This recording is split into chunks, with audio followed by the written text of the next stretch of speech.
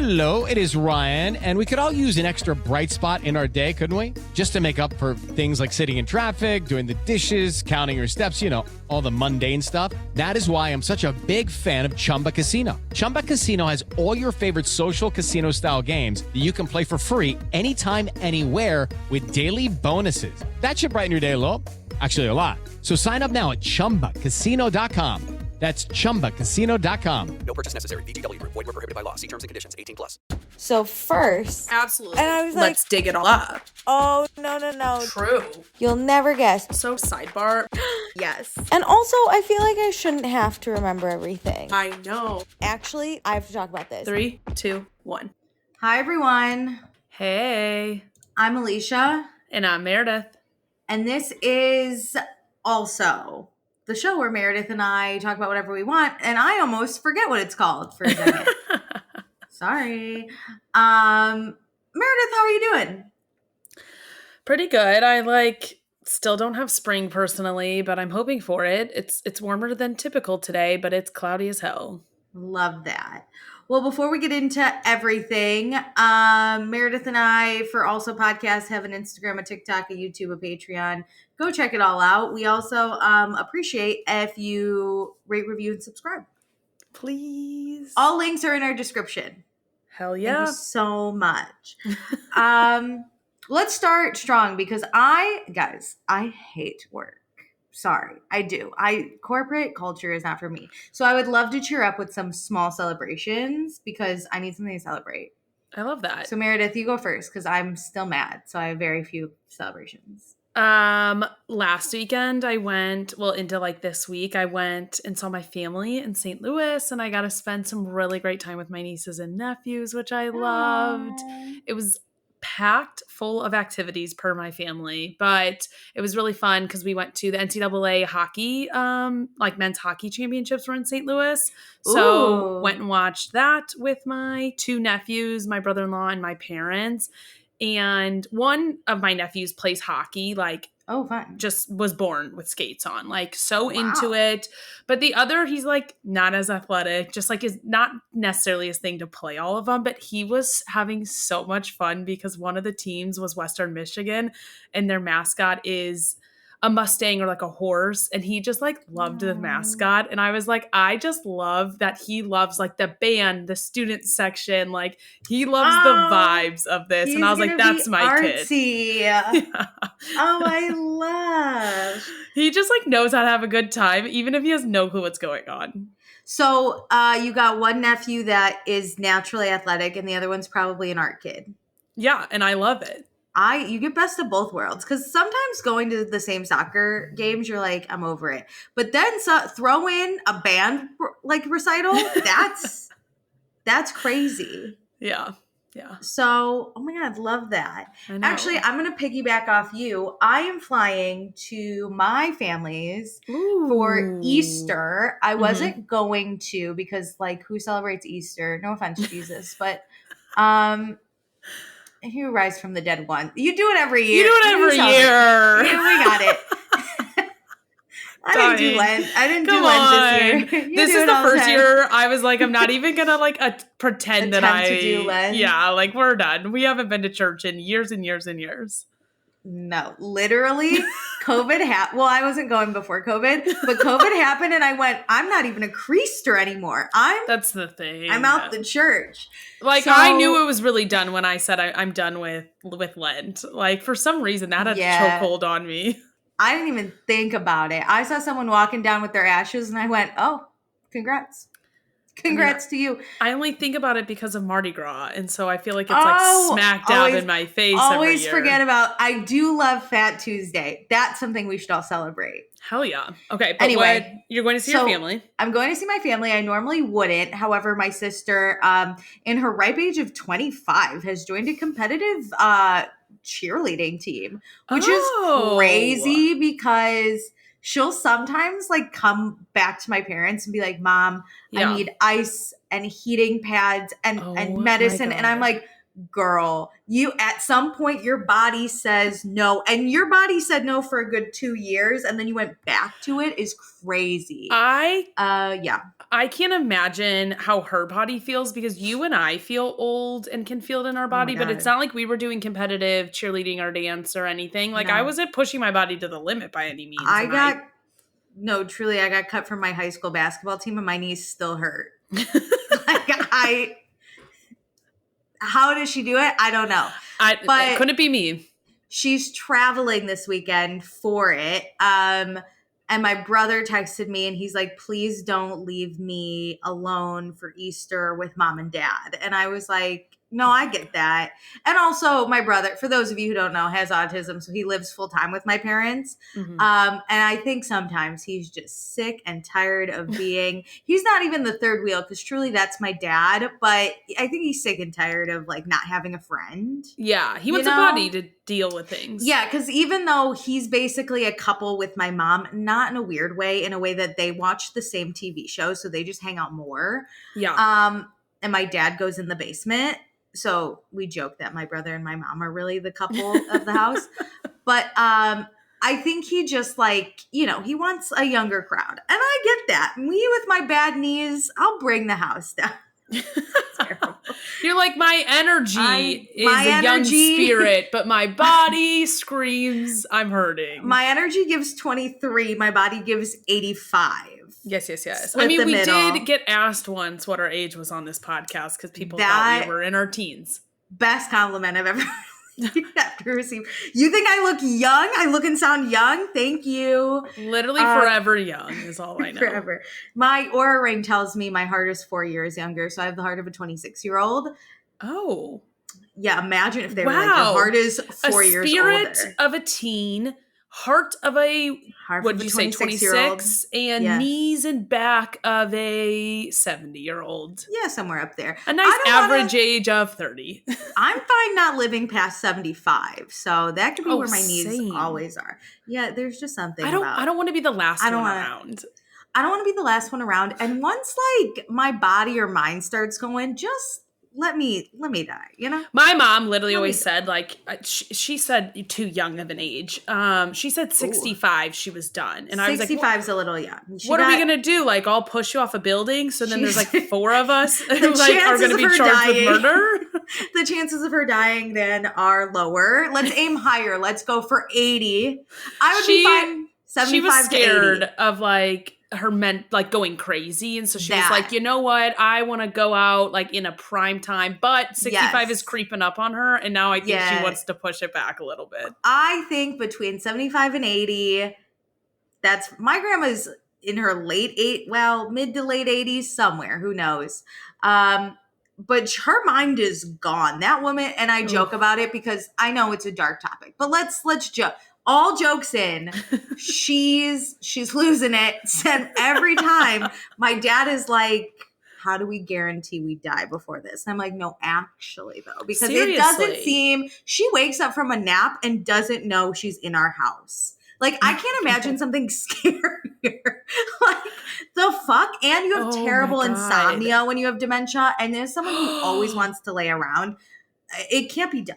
I can't. But I'm even not like sleeping, even when you're with it, like my grandma is on the younger half of the 80s, and she is like terrified to become that. So she's like doing all this stuff. She's like, I gotta walk, like twice a day. I gotta do this. Like, it just feels like a full-time job to stay with it too. The craziest part is my grandma's body is never going down. She's got knees of a 30-year-old. She's killing the game, but her mind is long gone. Whereas my grandpa, his body is trying to end him, but his mind's sharp as can be. Although the older he gets, the more insulting he gets. Fun story. He basically called my sister stupid one time at the dinner table, and we all didn't know what to do. He was like, he said something because my sister got like really good grades in college. She was an education major, which I do want to preface. It usually the classes are a little easier. As someone who took an education course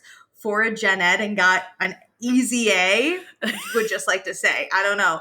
I'm out here taking accounting and I'm failing. So I think the concepts are easier to grasp in like an education are easier. class. The actual job, but there is though, work. crazy. That's could so never true. do it. I could never do it. Yeah. So props to her. But that she like graduated with honors, and my grandpa was like, that really surprised me when you did that because, you know, I always knew Alicia was smart and Nick has autism and you just never gave smart to me. And my sister was like, excuse me? She's like, excuse me? And he's like, my God. He's like, I never thought you were dumb, but I'm surprised that you graduated the way you did. And she like looks at me and I go, Grandpa, I literally almost flunked out, and she graduated with honors. He goes, but you're smart day to day, and you're doing a really important job. And I looked at him and I go, I'm putting fake numbers into a system. My sister is helping the youth of America with special needs. Yeah. Grandpa, calm down. Like, talk about impact. No, literally go back to being racist because this was somehow worse. Oh my gosh. Anyway, so I can't leave my brother alone with this shit. So I gotta go. Yeah. I gotta You're go a great sister. I really, hats off to you. Shout out to my brother. Maybe I'm soft because I've been watching Love on the Spectrum, which we'll talk about during watching. But anyway, great celebrations. Great celebrations. I wanna like cheers to our families for getting to experience us. You're welcome. You're welcome. You know what? They're celebrating getting to spend time with us. Small celebrations to them. Do you ever joke around? I always tell first of all, my parents and my siblings, I'm like, I can't believe I was born and I was so perfect that my parents were like, we'll have another, and then they didn't get it right. So they tried again and they were like, this is ridiculous. We're never going to get the perfection we did the first time. But if I was the youngest one too, I'd be like, isn't it crazy how mom and dad tried and couldn't get it right until the end? And then if I was middle, I'd be like, first one fucked up. They finally got a perfect one, and then they thought they could do it again. They could do it again. You can't replicate greatness. I always just say, I'm pretty sure I was like a mistake, which is fine. I was a mistake. But I'm like, I'm the one they want to hang out with. Like, they choose to hang out with me. Like, love me. My sister brings the kids, so like you got to have her sometimes too. Yeah. I don't know what's going on with my brother. They don't choose your brother. Me either. Like, hey, will you come to this? Will you come to that? Like, come here, come there. Let's do it all. Like, they want to do it with me. So I know I'm the favorite. I love that. But to give you a little grace, I was an accident, and that's fine. You think my parents chose at 25 to become parents? They didn't even live together. My parents chose. My mom was 23 when she had my sister. Oh. Yeah, that was a choice. That was legit a choice. No, and she was an accountant doing like busy season. Oh, terrible! I can't imagine. That's actually, that's kind of nice because she was busy with work, and she just got to like hand the kid over to my dad and be like, "Your turn." Oh, actually, down with that. No, my parents accidentally had me, and they were like, "Well, since we're married, we like might as well." But you think a year into their marriage, they wanted a newborn baby? Probably not. Then they had my brother they wanted. And then, oops, my sister showed up. So 2 of the loves of their life have been accidents. We love that. You're welcome. You're welcome. You're welcome. You're welcome. Happy Easter, everyone. Anyway.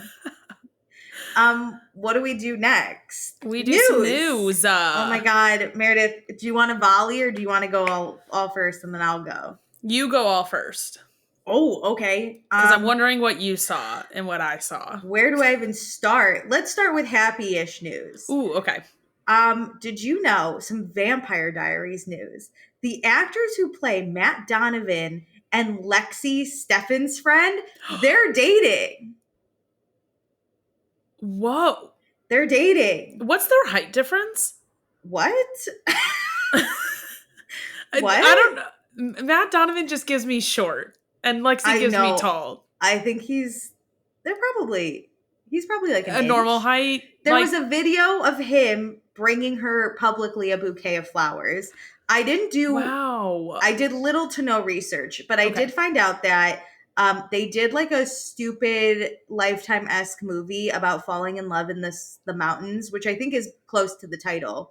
if you want to look it up. It's close to Falling in Love in the Mountains. I thought you were going to say stupid movie about falling in love with that. It might even be longer. That might be it. But they reconnected. I think Matt Donovan, actor, who knows his name, he might have a kid that he has full custody of. Really? But, it doesn't matter either way. That has nothing to do with the love story. But they fell in love on this movie because they fell in love in the mountains somewhere. Okay. So that's fun, right? Huh. That's interesting.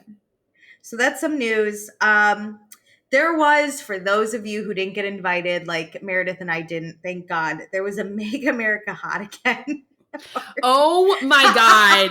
I saw this because what's that girl who like makes fun of Republican makeup? Susanna or like Lambert, I think. Love it.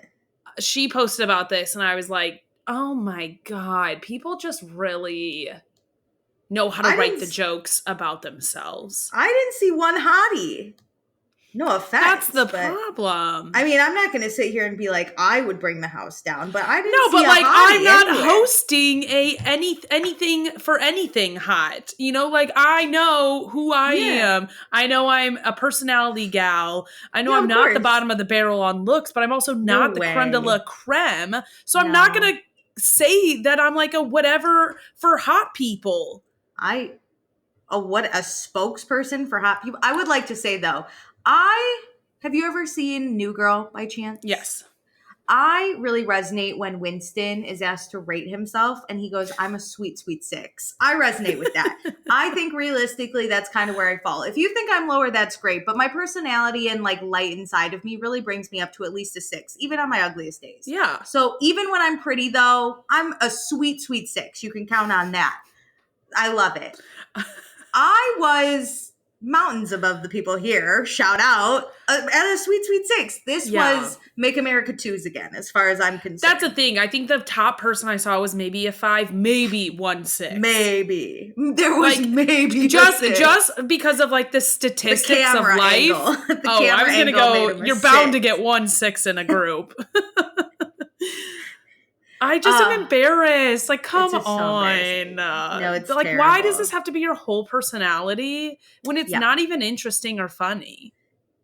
No, literally, what do you bring to the table? What? You're hot? Quote. Come on. You think you're hot and you live in America? What else do you do? Also, I'm just not someone who's gonna like make myself I cannot even say words. Susceptible to like such an easy joke. Like, I don't care how hot you are. The minute you are describing yourself as hot, I'm gonna be like, you're not. Low hanging fruit for the rest of us. Yeah. All of us uggos out here, apparently. It's okay. We're fine. Katy Perry went to space. Jesus Christ. Not only did Katy Perry go to space, but she like didn't even look at Earth from space. I knew about this before it happened. I didn't care. And then all of a sudden, I started seeing videos that Katy Perry went to space. And I was like, weird. So I look into it because I'm like, can we send her back? Oh my God, lucky you got to look into it. This was everywhere for me. Yeah, I didn't. My TikTok is with something else right now, which we'll talk about. Mine is just like all ready to make fun of people. No. And then I see the interview with Katy Perry where the person's like, you're officially an astronaut. And that's so embarrassing. I was like, then I'm part of Make America Hot Again. Because I'm hell yeah. What are you talking about? Meredith and I are famous. We're what? Yeah, like, this is so weird. You're officially an astronaut. She was set I find it up weird, for 11 minutes. But I also find it really disrespectful. Okay, that's a separate thing that Gayle King is literally like shaming us for not caring and making fun of them. 1, how much money did you spend to go to space? 2, the amount of resources you killed doing that. 3, literally women can't vote. And you're like, but we're going to change the world by sending women to space. Who the fuck's going to space? I vote we blow up the earth at this point. Go to space. But like, how dare you be like, it's so amazing that women are going to space. Okay, why don't we put the women who have worked their entire life in for an all-female mission in space? That's what we should be champion. People who actually deserve to be there. who actually work to go to space and Yeah. don't just sing about maybe kissing a girl, but like actually didn't kiss a girl, was just queer baiting lesbians. Anyway, I think it's ridiculous. I hope everyone who is on this spaceship gets what they deserve. I hate it. None of you I like anymore. I'm surprised by Gayle King. I don't know much about her, but I thought I don't she like her was- doubling down. That's so weird. Listen, I also knew this was happening, and I think like if it just happened and there was like less weird media coverage about it, Yeah. we all would have been like still slightly annoyed. But the media coverage and how they talked about it made it a million times worse for me. Agreed. Also, I find all my happiness in the TikTok comments. So shout out to the comment that I read that was so funny. That was like Katy Perry had the opportunity to sing E.T.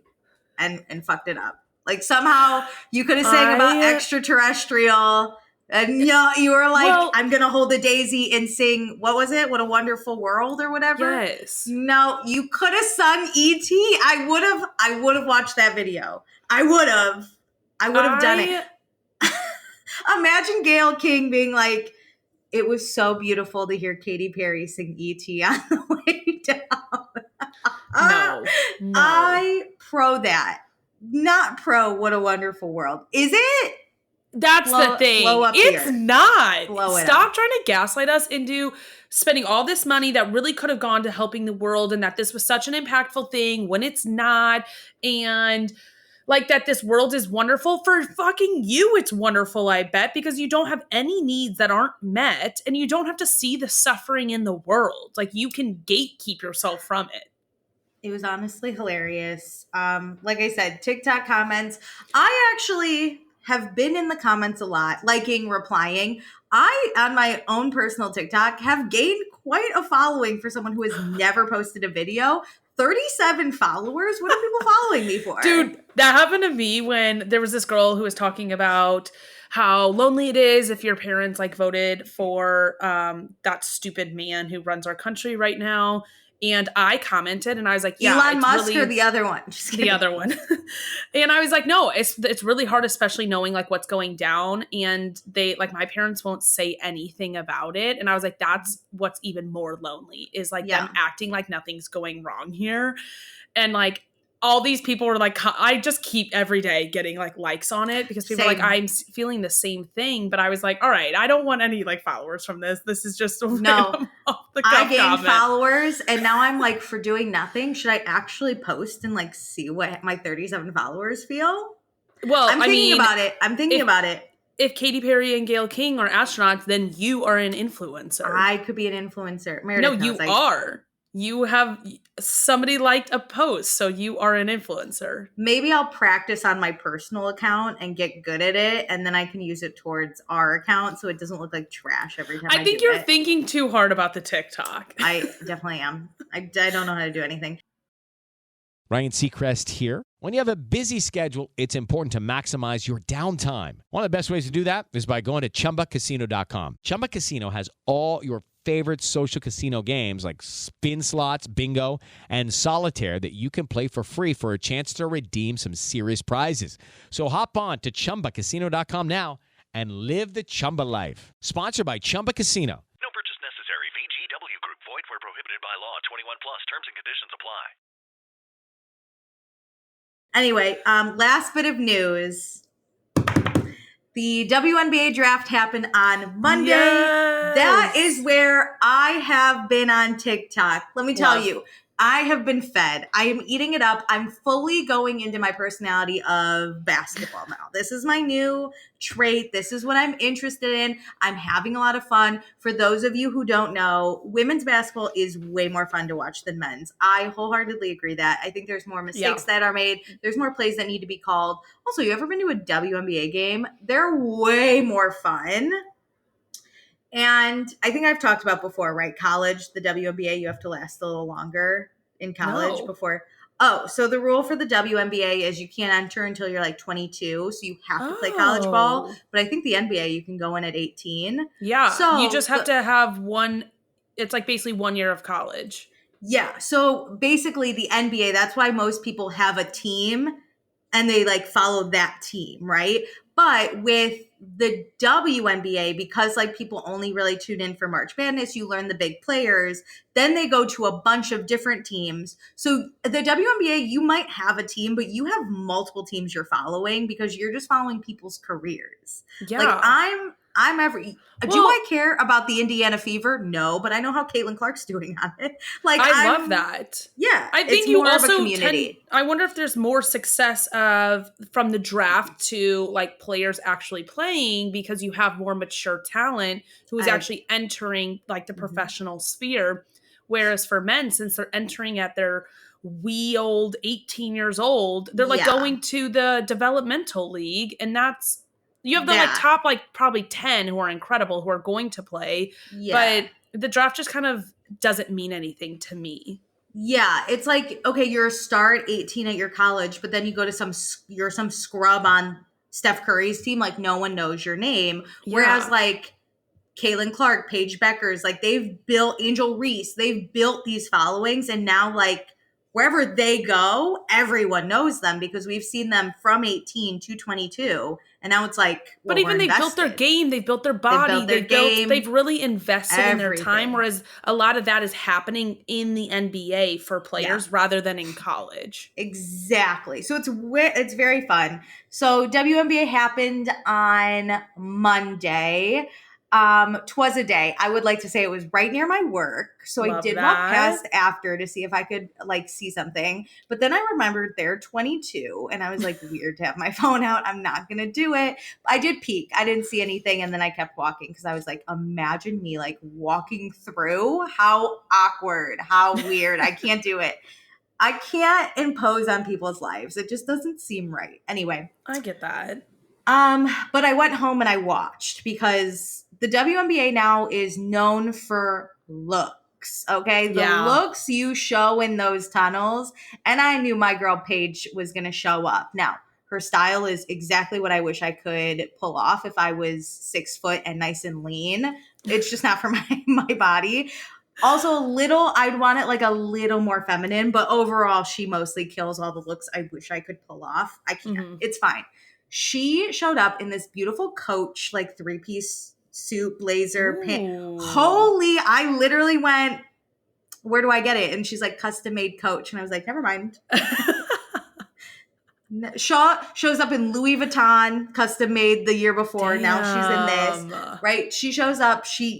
Amazing. She completely eats. I'm starstruck on my TV. Also, and then, to like have access to like a designer to be able to just make stuff for you is incredible. And Coach sponsored the WNBA draft. Whoa. Coach like gave everyone free bags. Yeah. It was crazy. Another person I want to shout out due to style, and I'm going to get her name wrong, but she was on USC. I'm a new fan, okay? I've been watching Paige for a long time, so I know her. And obviously, I didn't even know her name then. I was about to say. I got called out. Okay. Kiki Iriafen. She was on USC. It doesn't matter, Meredith. Iriafen is as close as I can get. Anyway, so. No, you're good. I was just wondering in case anybody else wanted to look her up. Kiki, you'll find her. Iriafen. She's Nigerian. She had this amazing dress by a Nigerian designer. Love she was that. Like, I gotta show my piece, people, right? Yeah. It was so good. Everyone looked amazing, truly. And then in like fun news, and I'm not speculating, but I am speculating, and it's gonna happen because I'm excited for it. AZ Fudd, Paige's UConn teammate who could have declared for the draft, but she was redshirted 1 year, so she's going to go back to UConn. She walked the orange carpet with Paige, which is kind of unheard of. Like, people's boyfriends don't even do it. For anyone to have, like, anybody walk with them, right? Yeah. It's usually, like, teammates will maybe, like, show up, take a quick pic, get out. AZ fully, this was the funniest part. She's not even in the draft. She did every interview all the draftees did. I think people were just like, they were asking the draftees like random questions like, oh, do you know this business slang? Do you know what a KPI is? Haha, LOL. Or like, what are you most excited for in the WNBA this season? She got asked this? She was asked all. I was like, how are you going to deny a queen? You know, how are you going to, you see her coming, you're like, yeah, that's true. You might as well just ask her. No, truly. So she entered, it's unheard of. So Paige was walking the red carpet alone, or the orange carpet. And then at one point, she like calls AZ over and they do like solo pics. And I was like, oh my God, AZ looked great too. I was like, Jesus. And then they do all the interviews and I'm cracking up watching AZ like be interviewed. And then how the draft works is each draftee gets a table with 5 chairs, one for them and then 4 people. And usually it's like family, maybe your coach, maybe a sibling, but you have to fill up all 4. Yeah. And so Paige has 3 younger siblings. And I was like, damn, how do you pick 2? And I was like, or you do a coach and then you like pick 1. I don't know. How do you choose your favorite sibling? That's true. It's hard if you have like more than the seats allotted. Yeah, it's hard. But neither of her siblings got a seat. It was Paige, her parents, her coach, and AZ Fudd. And I was like, yo, because everyone assumes they're dating, which it's fine if they are or aren't. Who cares? Yeah. But I was like, wait, if they are, hottest couple, I don't think they can claim it ever because it's too elite for any of us to understand. Like, it's the ultimate power couple. It's up there with Jay-Z and Beyonce. Like, my brain cannot comprehend this power It's going to be couple. Interesting when AZ then goes to the draft next year, what that'll be like for them. Right? If they're going to redo it just the opposite way. I'm telling you right now, as a book lover, do you know how much I would pay for a book about, like, friends to lovers, also teammates, and then like future rivals? You need like somebody on Tumblr like writing this lore. Write the fanfic. Yeah. But yeah, I obviously college coaches do not want teammates to date. I just know. That's complicated. You're 20 and you're going to date on the same team? No, stop. I feel you're like break up. For the book like that you want written about this, you need 2 different colleges in the same town. Maybe they're like rivals or something. I think teammates is hard. They have a secret relationship. They have, and I like the idea. I was thinking about this because someone wrote this book. I would like the idea of like, it's kind of like a love and basketball where like we have to agree that basketball comes first in our relationship. True. Because I think that's a really interesting dynamic. Like usually it'd be like, okay, our friendship comes first and then our relationship. But this would be like, we both want to make it to the WNBA. We have to know basketball. Our dreams are on the line. And it's just a temporary thing. It's not like I love basketball more than you, but like I need to put this as my priority for this moment in time. This is Paige's last year. She's like, look, love you, but this is my priority, which I would think makes an interesting dynamic because AZ also like needs to respect that. That's how they met, was basketball. Very love and basketball-esque. I agree. And I you're right. Like the complication of it being teammates like adds the conflict because you got to keep it secret to make sure like the focus is on the team, not on your relationship. But what happens when you want to go on a date night? Like you can't, like that's where the conflict is like, we can't be a public relationship because basketball comes first. I think interesting too, at some point you would probably have to build trust and tell your teammates, be like, listen, this is a thing, but we do not want it to get out, but basketball comes first. Feel free to like hold each other accountable. We are not going to stand up for each other if like one person needs to get just a little because ass we're kicking. in a relationship. Yeah. It's also, they've had to have been, something has had to be going on for like a little bit, you know, obviously to make this kind of statement. And in the March Madness tournament, Paige had a moment where she yelled at AZ. Ooh. Which at the time I was like, dude, I get it. That's my teammate first. AZ did like a terrible, stupid turnover and they were down. And Paige like looked at her and like the camera got a shot of her being like, shoot the ball, but like was really pissed. And yeah, you could tell like was. But like, I think that's what you need to do. Like, we agree basketball is first. In this fanfic, are they trying to sneak out during the NCAA tournament to sleep in each other's rooms? No, I think that they're like they're not in a relationship. Not kind of during like the relationship, not during the tournament. Yeah, I agree. No. It's all about basketball. Like our relationship's on hold for 4 weeks. I think once basketball season starts, it's kind of like we will see each other when we see each other. Well, like, we're going to see each other. Yeah, but like we'll make it a relationship-y type of thing when yeah. we have time. I thought a lot of like, remember in Love and Basketball when Q and Monica go to college together, and so I think Q's dad cheats on his mom and he's like upset, and they're on the bleachers, and Monica's like, I have to go because it's curfew, and Q's like, can't you stay for like a second longer? She's like, I won't start if I miss curfew. Yeah. I think you would have to have that conversation and be like, I will always make curfew. Like those type of decisions, I will always make the basketball decision. Yeah, I will not stay up late texting you. Like we are going to bed. We're going to play the game. I'm going to yell at you. May I just say though, these two were fooling no one. The internet was ablaze way before. The way they look at each other is crazy. I even thought for a little bit, I was like, have I ever looked at a friend like that? No, never. There's so much unconditional love in their eyes. Anybody with that look, like anybody with that kind I was of love, interested in, friends, family, never. Definitely not for us. Look at my mom now. No, I'm just kidding. But then the other thing, I think they are going to be a private, not secret type of relationship, which is great. Do whatever you gotta do. But AZ also left her. The WNBA does this thing where you get like a video from a loved one or like an idol or like maybe a parent couldn't fly in and they like leave a message like congratulating you on getting drafted.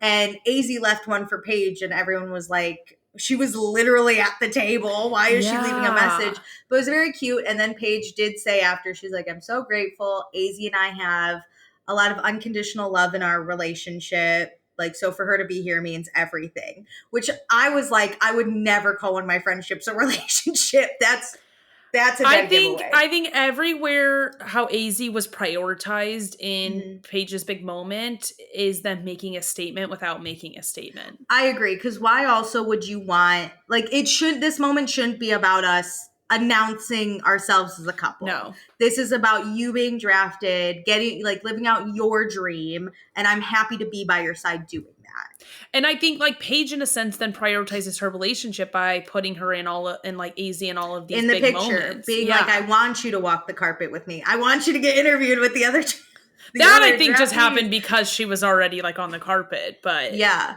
But then let's keep the book going because now here's what's happening, right? So I told you basketball is my whole personality now. No, I know. I just love that this is all about the book. Well, we're writing a book right now. Write that down, somebody. Write that down. It's based off a true story. It's not hard. It's not hard. This one writes itself. Did you ever watch The Crown? How it's like based off the royal family, but like they have very private conversations in there that were totally made up. That's this where we're basing it. Yes. We have no idea what's actually being said or done. And so, the season or the training camp for the WNBA starts like next week. So it's already a quick turnover.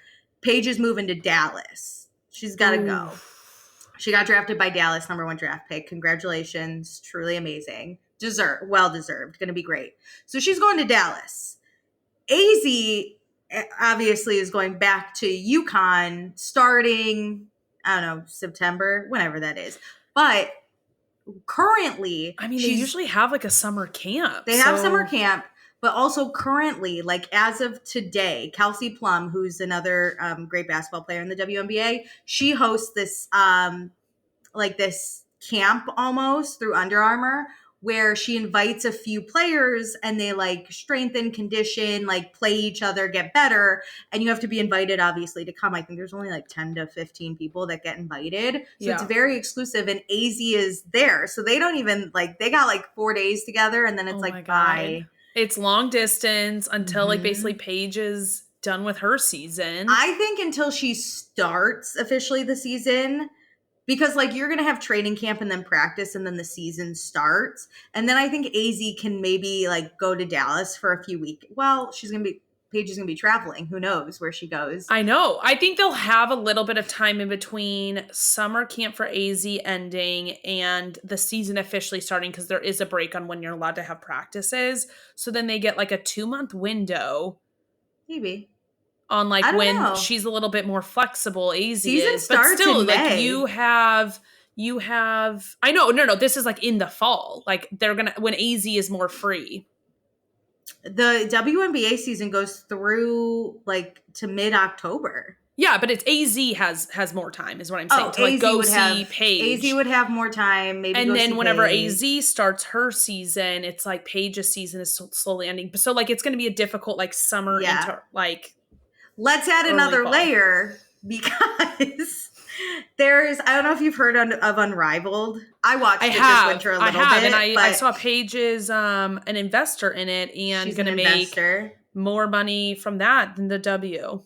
She is an investor. She's also signed on to a contract for 3 years. For those of you who don't know, for the WNBA, for players, you make absolute pennies. So a lot of players need a second job, so they go abroad to play basketball there to make money. But a lot of the WNBA players were like, why can't we just make money in our own fucking country? Like that seems especially ridiculous. After seeing like what happened to Brittany, is it Griner? Griner. Yeah.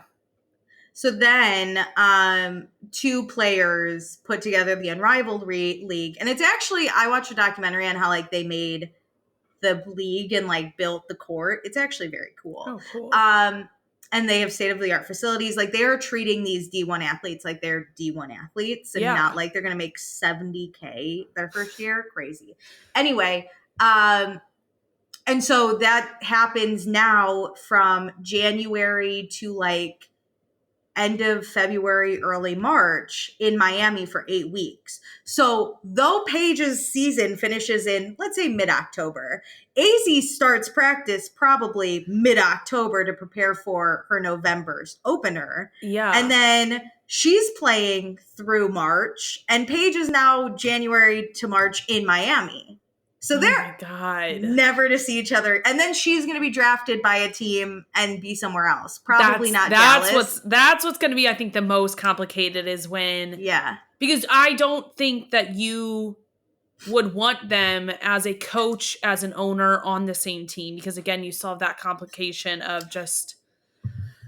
like I think you could... Like, Diana Taurasi's wife was on the same team as her. They were on the Phoenix... Mercury together. Interesting. That's how they met. Yeah. And then they dated and it was all fine and dandy. There's currently 2 players who are on opposite teams and they're dating. And when there's a foul, like one of the teammates fouls the girlfriend, the other girlfriend gets pissed. So it could go either way. That's so interesting. The only way Dallas is going to get a chance to, because AZ's probably going to go either 1 or 2. The only way Dallas gets that spot is if A, they trade a really good player, or B, they suck all season, which I can't see Paige being like, let's throw the season so that AZ's here. I also don't think they'd want that. But I do think AZ would get to be in Miami for 8 weeks. I doubt Paige is an investor and AZ's not going to be offered a spot in Unrivaled. That's true. That's true. Okay, so they just got to get through this next year. They got to get to January of like 2027. No, till like April of next year. True. Because then their schedules at least will align. And they'll get to play each other. That'll be fun. Yeah. So yeah, write the book.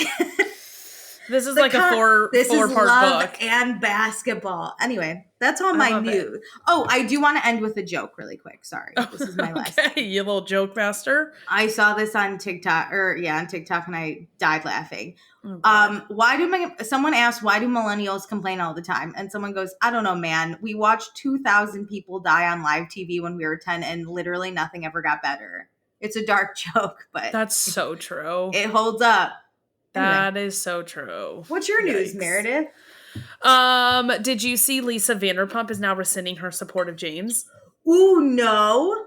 Yeah, she had her Vanderpump Villa, like some promo stuff this week, and an article came out where she said ever since James did that to Allie, she hasn't supported him. And it's like, wow, way to really walk it back. We all know you called Allie. Come on. Lies. Absolute lies. I know. Yeah. Ugh, hater. And happier news. Ariana Madix with Love Island said she would love to have Paige on Love Island. And I really think that Paige should host after this, like after Sun, but it obviously conflicts with Summer House. And so how do you kind of like make that happen? She could visit. I bet she will visit. She could be a guest. And then that obviously, I mean, Katie and that guy Connor, they went out for a hot minute. Yeah. Probably because Katie went to After Sun and was like, everyone was like, Katie's cool. And then I don't know how it worked probably. But, ooh, interesting. I don't know about hosting after. I do love Mara, just I know. the best. I think Paige maybe comes in as like the last minute bombshell. No, Maybe. she's not going to go on Love Island. I think she could for like No. she's like the last bombshell in, No, so she she would gets her never. name out there in a different capacity. No, it's like her just being on it as like a host person. But I think she'll be on it in After Sun because with it being with Peacock, that's the NBC family. It's very easy for her to like miss out on a Summer House weekend, and she already has the in over at NBC. Also, they could film something like on a weekday if fucking needed. Like, it's fine. People miss weekends all the time. I don't think her missing a weekend is Yeah, anything. I'm just saying she could host like, I know there was After Sun, but sometimes if maybe she goes in the villa and like hosts a competition or something, that could be fun. Ooh, I like that. Because I think Mara did that, or Mora, whatever. She could do that. That would be a lot of fun. They could do, if USA wants to really crank it out, they could do a winter season in the way that UK does sometimes. I like that. I'm not mad at more Love Islands being out there. I agree. You just got to get the cast right, or else nothing hits quite the same. Well, speaking of our favorites from season 6, they're getting their own show. I saw the first thing I noticed was Cordell's name wasn't on the list. I don't think he is like a full main cast member. I've heard that he is doing a scripted series, and so he just doesn't really have the time to be a full cast member. But obviously he's dating Serena, so he will be on it. I also saw, it was random. Isn't that guy Connor back? He's going to be on it. That was a weird one. I agree. I also what do we know what the show is going to be? I'm going to look up the official cast now, but it is PPG and their boyfriends, Kaylor, Liv, Aaron, Connor, Aaron. Kendall. I know. Aaron? I think it's everybody but Rob and what was Kendall's girl's name? Nicole. Yep. And then add in Connor. Okay, yeah. So Janae and Kenny, Leah and Miguel, Serena, Kendall. God, I fucking hate Kendall. He's really close with Kaylor and Liv. He is such an ick of a man. No, I agree. I would rather hang out with Carl Radke from Summer House. I'd rather... Oh, 1,000%. I could actually enjoy my time with Carl, I think. No, truly every other man. Kendall, there's something about him. Anyway, Kaylor and Liv, and then Connor and Aaron. Are they going to be in a house together? What's happening? No, it's like them just following their life. I know PPG minus Janae and Kenny live in LA. Mm-hmm. I don't know what Kaylor and Liv are up to. I don't know where they're in LA. I know Connor's in LA. Kendall's in Texas? That's where Janae and Kenny are, so maybe they all live together. No, I think are they not Vegas? No. I think they're in Janae and Kenny. Janae moved to Texas? I think she always has. No, she used to live in Vegas. She wanted Kenny to move to Vegas. Oh, well, they bought a house, so I don't know where. And she bought a house, but he lives there. Interesting. And then Aaron is just in the UK? That man has to be in LA. Okay. Yeah, does anyone know what this is about? It's going to premiere this summer. Follow the former Islanders around Los Angeles as they navigate new careers, evolving friendships, and newfound fame. I remember people saying that there were cameras up in the fall. So I think when they were all fresh off the show, a lot of them were in LA doing different stuff. Like I think they captured that Universal trip whenever they got back. Oh, okay. So I think the first season will probably be all of them in LA doing one season. First a little bit out. Peacock, I'm telling you, I think just do one season. So fun. I don't think I need to revisit them every year. I think one season with this cast, and if let's say the PPG girlies are really good, then keep it rolling with them. Or even if Liv and Kaylor are breakout stars on this, I think refine the cast if you're going to keep it going for more years. But I think every season of Love Island should kind of get what happened after? I think that's interesting. Sometimes we don't even get a reunion. Yeah. They did one Love Island for UK where they did like a Christmas party. I think That about was that fun. all the time, That Alicia. was fun. All the time. Because it wasn't just a reunion where it was like, okay, filmed in September. No, this was months later when everyone's like pissed at each other. And I like the concept that these people who were at the beginning and then the people were at the end and none of them overlapped, like I like seeing them. Yeah. Like they probably already met each other, but did anybody like find a connection with somebody who they weren't on the show with? Like, did any hookups happen? Like, I just want to know.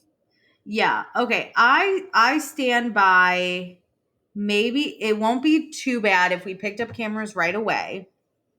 I'm not thrilled at the idea of it going multiple seasons with the same people. Here's why, right? It hasn't even been a year since I've met these people through my TV screen. And I already like have unfollowed Kenny. Like I think I like don't really check in on the rest of them that much.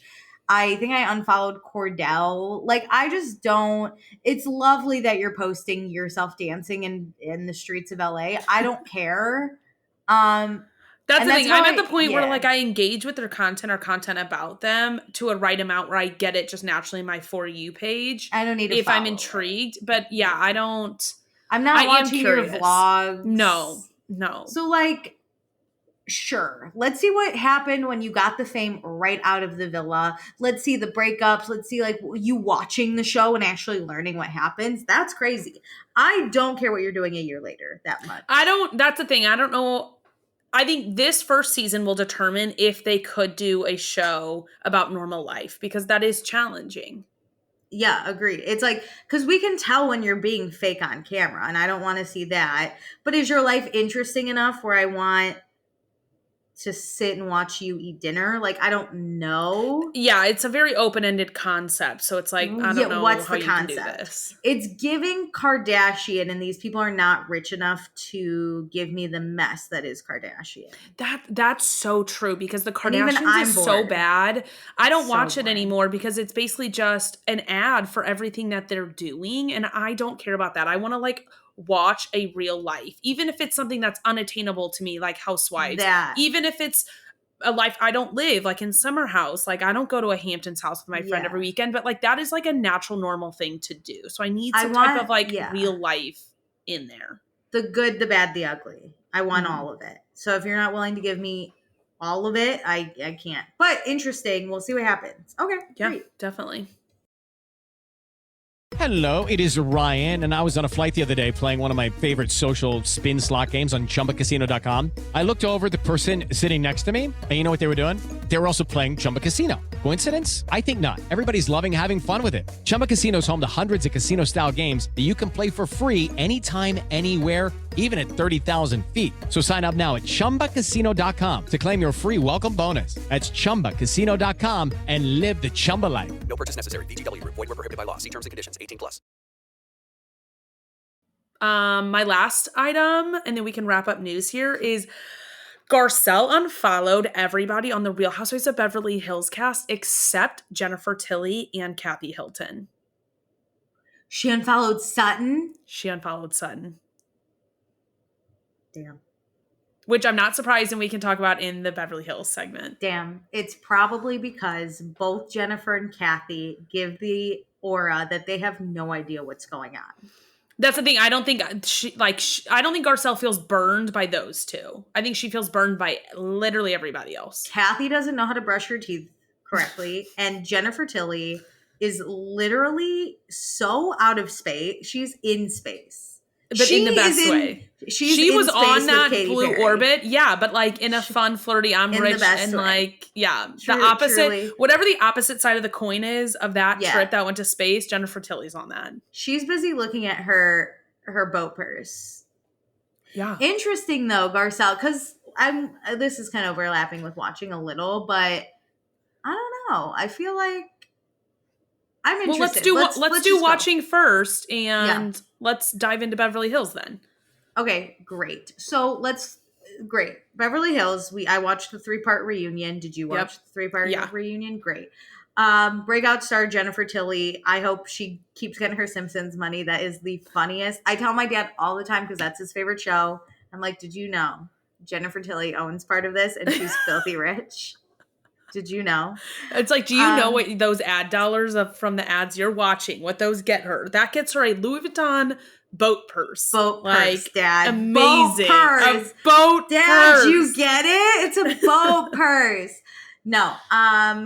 Kathy Hilton, so funny, does not know right from left, does not know up and down. When she was like, I talked to my daughters about Kyle being gay. Oh my God. I cackled.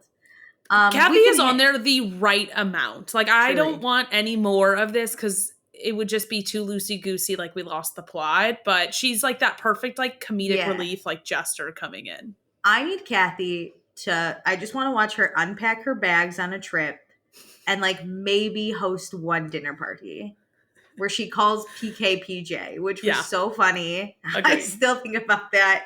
And driving in her car, hand delivering those suitcases. She's part Chinese. It's like too good because a psychic told her it's too good to ignore. But like the minute anything serious happens with Kathy, I'll be done. I can't do that. Agreed. Okay, let's get to the drama. So Garcelle, she took a lot of heat part 1.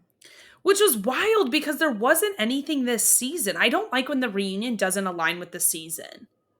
Like, why are we mad at her? What were we even mad about her about? They were saying that, there is one thing that was kind of justified, but I bet I stand with Garcelle on it. That Garcelle has said comments that she thinks that the robbery was like fake. But that is like actual discourse happening on the internet. I think something's sketchy with the break-in too. But I understand how that hurts Dorit. Like, I get Dorit's feelings, but I don't think the rest of the cast needed to like pile on. I think Dorit can just, but I think Garcelle made it very clear she doesn't believe Dorit was in on it. Agreed. Yeah.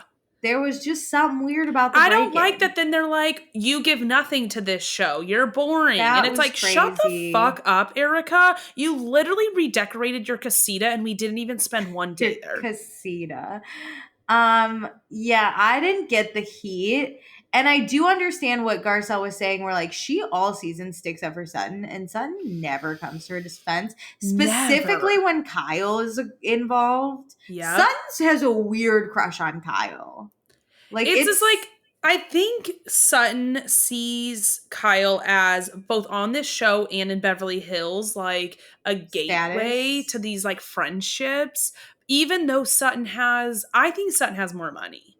I think maybe she doesn't, but either way, like I don't think it has to deal with. Money. I don't think it has to deal with money for like about Kyle, but I think it's the friendships, the relationships, both on the show and off the show, and it's this like need to like want to keep up with who Kyle knows. Yeah, I don't get it because like you're just gonna pick she's kind of boring. Like Kyle's not fun. That's who you're gonna hook your what's it called? Hook your thing sink your teeth into? Yeah, whatever.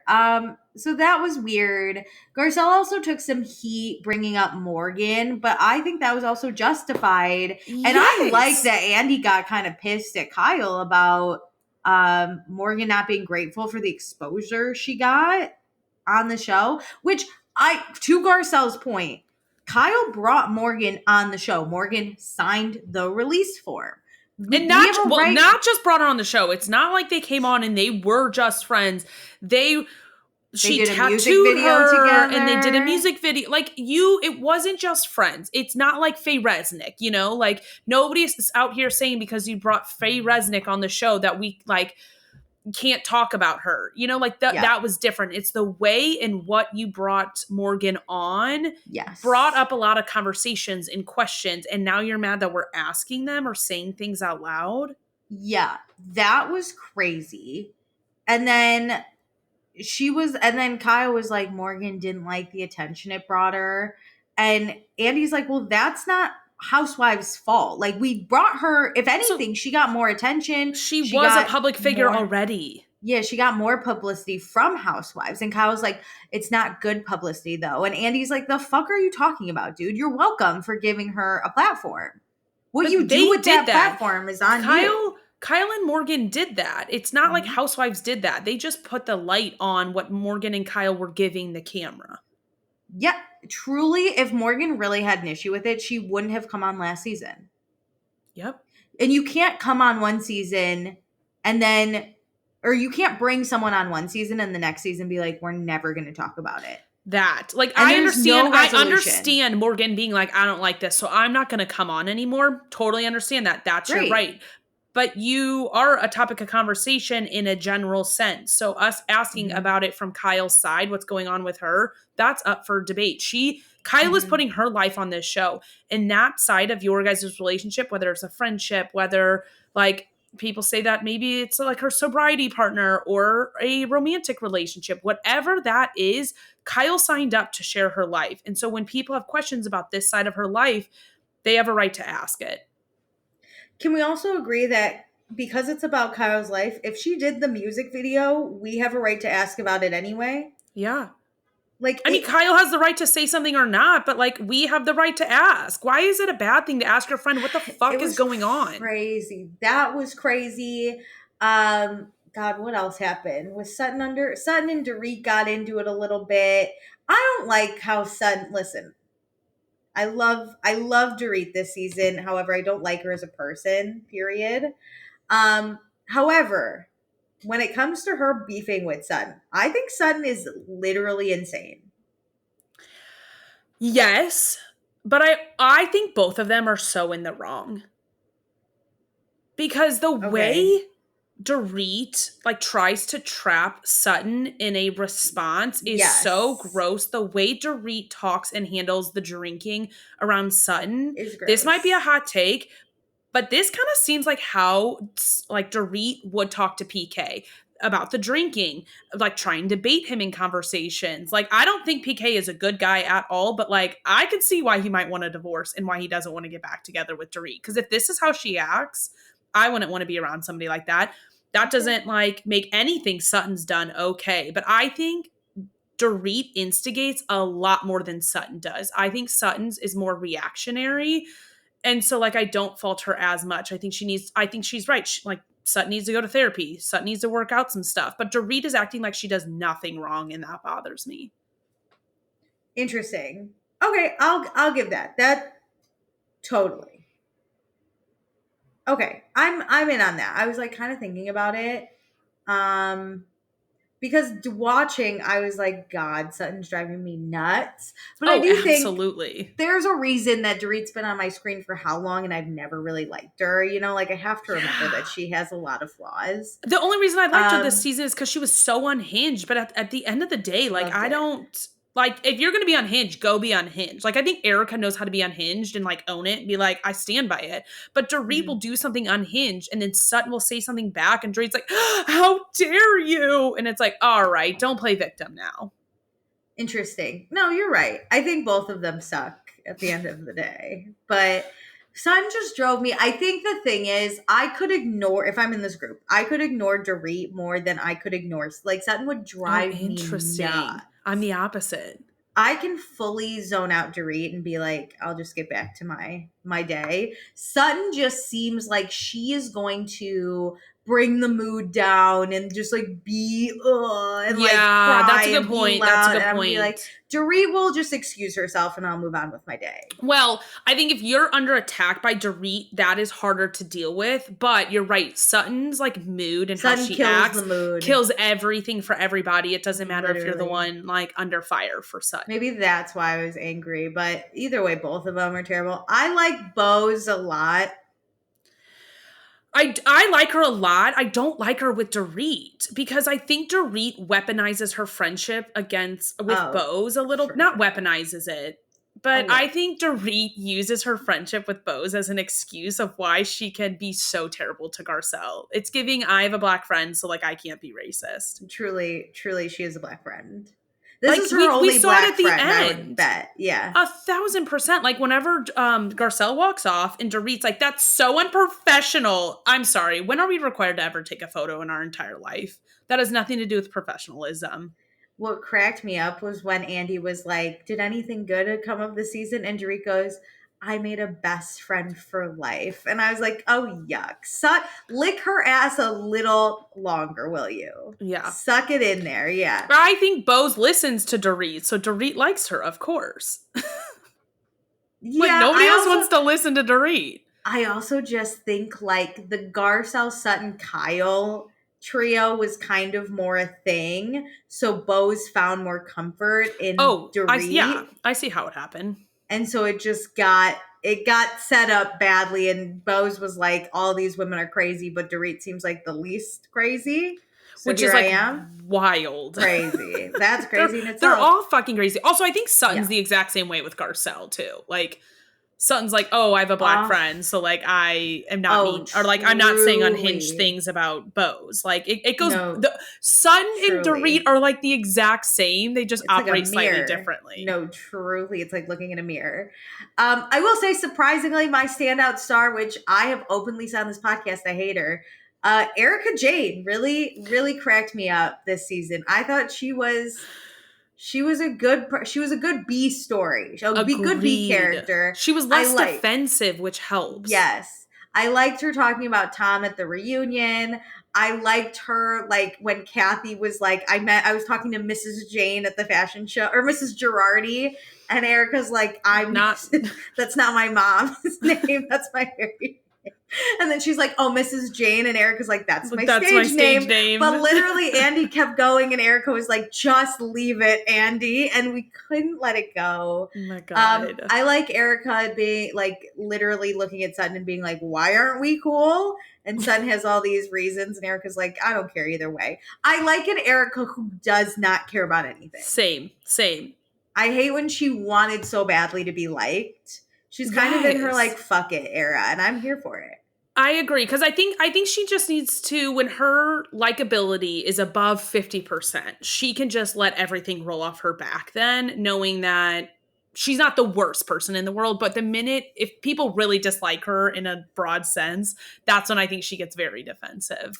Yeah, but surprisingly, I enjoyed Erica. Thank you so much. I did too. Fun. I went back to like, you know, her singing persona, and like I want more of her like story rather than like her redecorating her home. Like that is so Dorit and like Kyle coded and Sutton coded as like decorating a house. That is not Erica. That is not what I want her for. Yeah. Her casita, great. Casita, but yes. Casita, great. Either way. So just on Garcelle, she left without the group photo. She left before Sutton could find her, even though they had supper plans. That cracked me up. I was dying. Caught the end of the reunion, the last like 5 minutes. So I saw the walk-off before I saw the actual episode. I understand like Garcelle walking off. I'm kind of shocked that the other people are shocked. Like twice during that final episode of the reunion, Garcelle was like, I don't want to be here. I don't want to answer any more questions. Like, I'm over this. Like, she clearly was upset. So when she walks off, I was like, yeah, no, that tracks more than like the preview showed, obviously. I wish when she was asked about it, she explained it a little better, because all she said was, no one smiled at me. And I was like, that's weird. That was weird. So she left, and I guess has burned the bridges with everyone but Jennifer Tilly and Kathy Hilton then.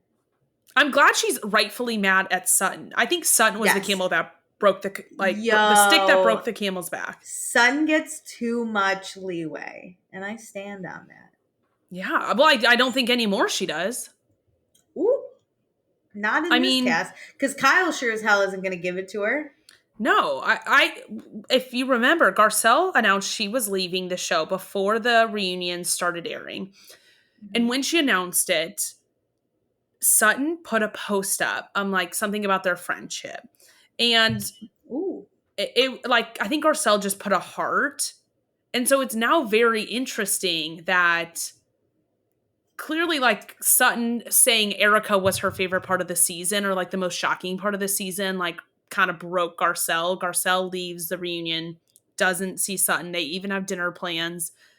And then she posts that. Like... Yeah, I bet Sutton doesn't seem like a good friend, right? The minute Garcelle leaves, Sutton has to now be friends with these ladies, so... You're on your own, bitch. Good riddance, I get. Oh, no, fuck you, Sutton. Whatever. Ugh. Okay, fine. What else are you watching? Did you watch the Valley premiere? Ugh, yeah. It was kind of boring, no? I'm excited to have these people back. I think it's the right amount of, like... delusional but reality, but LA. Oh my God. but- They're all crazy, dude. Yes. For being 40. Crazy. Yes. I want to watch Jax crash out.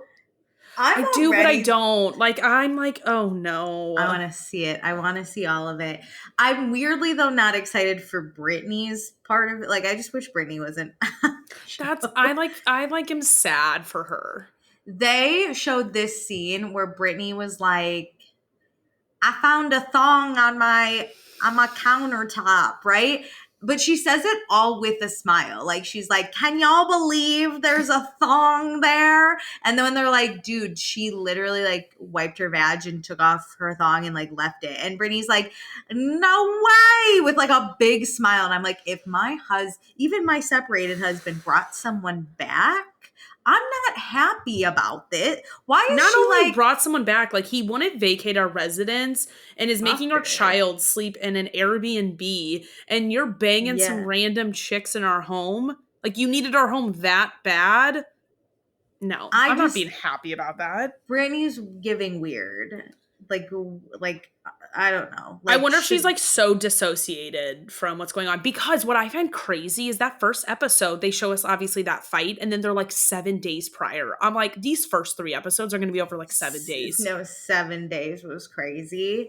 Yeah, so I don't know about that. We did though. We got Tom Schwartz, but we also got his brother. Which Wait, was his brother there? Oh my God, did you not see one of the triplets? No. Yo, one of the triplets moved to LA. I did see that because Tom posted it recently on the triplets' birthday. His and brother I was like, there. Here to the triplets. Yep, because you know how Jax kind of hates the triplets like a little bit? Yes. He in the valley, before him and Schwartz go off to talk, he looks at the triplet and he's like, give us a sec. Like, don't come near us. The triplet's there. The one that moved to LA also, I think, lost a lot of weight, so he does look different from when they were seen on Vanderpump Rules. So I probably didn't clock it, but damn, we're getting closer to the show we came up with season 5 of Vanderpump Rules, where Jax has to like Jax walk the triplets around. Jax live. and Sandoval have to take care of the triplets. I would watch it forever. These two idiots. To see a road trip of them in an RV. Jax like driving the RV across from Florida to LA, and then like stopping at like, oh, the world's largest ball of twine. I would love every 5 minutes one triplet is like, I have to go to the bathroom, and Jax is just white knuckled like, I told you to go before we left. And then like also like sprinkle in some like appearances for Jax, where he has to be in like social settings. So then he's annoyed he has to take care of these people. The twins and or the triplets, yeah. Oh.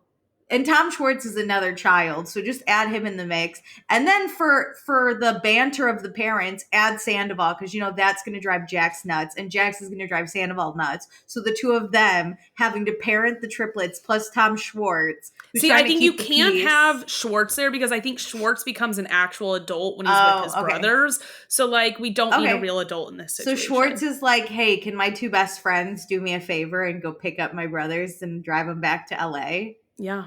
Basically. Well, so I saw one of the triplets. I don't know if it was Bert, Brad, or Barry, but one of them. Billy, Bobby, Bert. I know one of them's Bert. I know one of them's Bert. I think Bert is the one who is the one who lives in LA.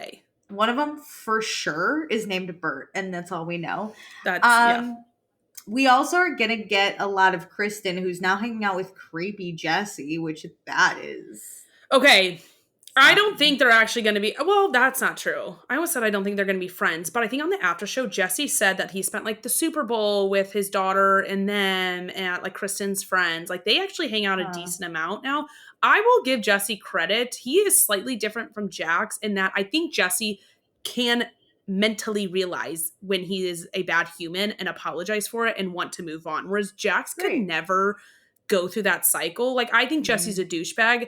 He is the right amount of douchebag for me to watch on TV, but I do not think he is like actively trying to burn people's lives down. I think he's like resentful of his ex-wife and like, he's trying to burn her shit to the ground for sure. I think he's trying to set a little bit of stuff on fire. Michelle? She's so uninteresting. So I like tend to like Jesse more from a just TV perspective. They were talking about their daughter's school. I couldn't care less where their daughter ends up going to school, truly. No, same. But they're both dating new people. Then you got the Janet, Kristen, Zach of it all. Okay, I hate Janet. I don't like Janet either anymore.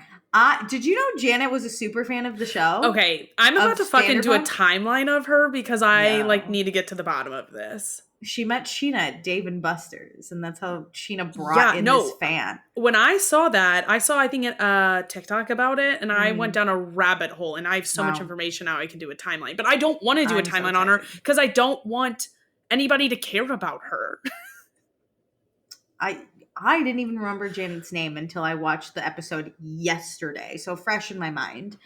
And then that iCarly guy. Oh, Danny and Nia. I cannot believe they want another kid and are having another kid, and they are still in their condo. I forget what he did, but he gave me the ick this episode, so I no longer have a crush on him. Not that I did before, but like I thought maybe he was the best looking one out of the valley, and then I think he is the best husband for sure. Well, husband, dad. Jason, I feel like is the best, but I feel like he's just not on this show enough for me to like really care because he's like a real person. Yeah, like he doesn't count. Isn't there drama that he's going to take off his wedding ring when he goes out or something? There's drama that Jason takes off his wedding ring and that Danny like grabs people's butts or does something to people. Danny's a butt grower? That's, oh my God. Bring me back to Real Housewives of Potomac when Michael grabs Juan's butt. But isn't it a husband's butt? Yeah. Yeah, grabs a husband's butt. But I haven't heard, do you know how often that was brought up then? It was like, your husband's grabbing butts? No, so I know. I've never even watched Potomac, and I know that.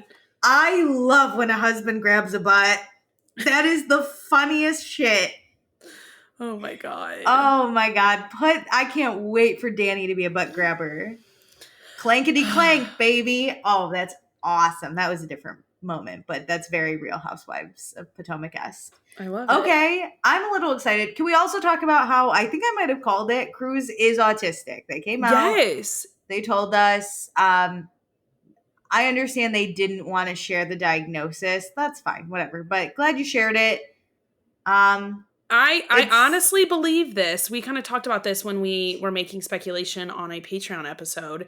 I think that Jax and Brittany separating helped Brittany like be able to like go to doctors and like, make this a priority. I told you, Jax didn't seem like the type of guy who wanted that diagnosis. I will say though, and maybe this is just how my family and I dealt with it.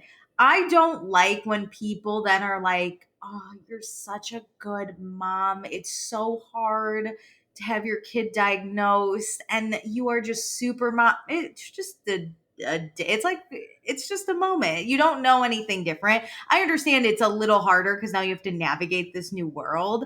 But like when people used to always ask my mom, I remember be like, oh, how do you do it? You're just amazing. And my mom would be like, literally, I just keep to like, treat my kid. Do it. Yeah. Yeah. Like I have to navigate life with a child just because this one looks slightly different than raising you. But and listen, at the end of the day, you got to raise a child. So like there's still work in raising a child. I just love to judge people I don't like. So it just seemed like both Brittany and Jax were like, oh, this is hard on us. And I was like, you gotta just, it's not for the clout, dude. Stop. Well, especially because like they have the resources and access. Like if they were like a poor family living in Alabama who has no access to anything, I get it. That's challenging. But like you have also access and resources. Like it's a spectrum. Be okay. It's truly a spectrum. Cruz's autism does not seem too debilitating at this point in time.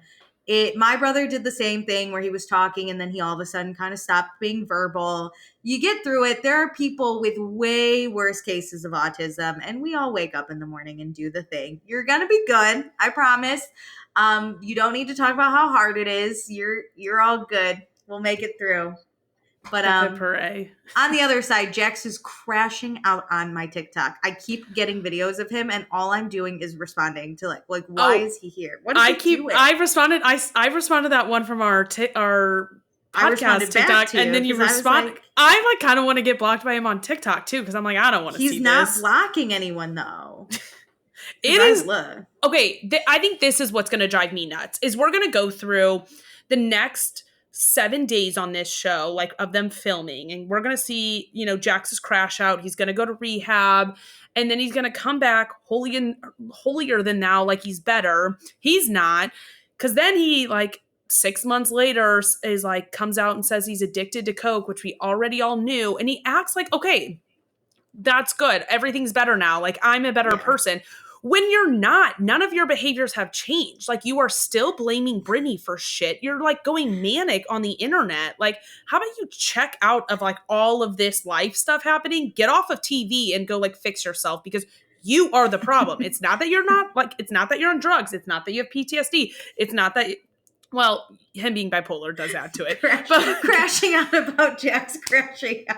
I can't deal with it. Watching him in the press for the last week has pissed me off. So I don't even want to, oh, well, Jax is getting better. Fuck off. Is, I was just scrolling and I was personally accosted by this picture of Jax Taylor. Why does he post those? He's posing in front of a mirror, looking into the distance, and he goes, dating in 2025, no time for talking stage. If you don't develop an unhealthy relationship with me when we first meet, it ain't gonna work out. And then I literally looked and I was like, is this a meme? I thought it was a meme when you sent it to me. I looked and I was like, okay. And then I went to the comments and the first comment is, I thought this was a meme and it's just his account. I was like, we all just stopped and went, who would use Jax Taylor's picture for a meme? He's not joking. He is not joking. It was to promote his podcast episode. He also had another photo where he's looking directly into the camera going, if my plane crashed and I was the sole survivor, I wouldn't be surprised because it's just how my life is going these days. Excuse me? Sir, you are literally flying your own plane into the ground and you're mad it crashed? And if this was you commented. And I was like, this is literally crazy. Someone goes, Jax, please think of Sheena.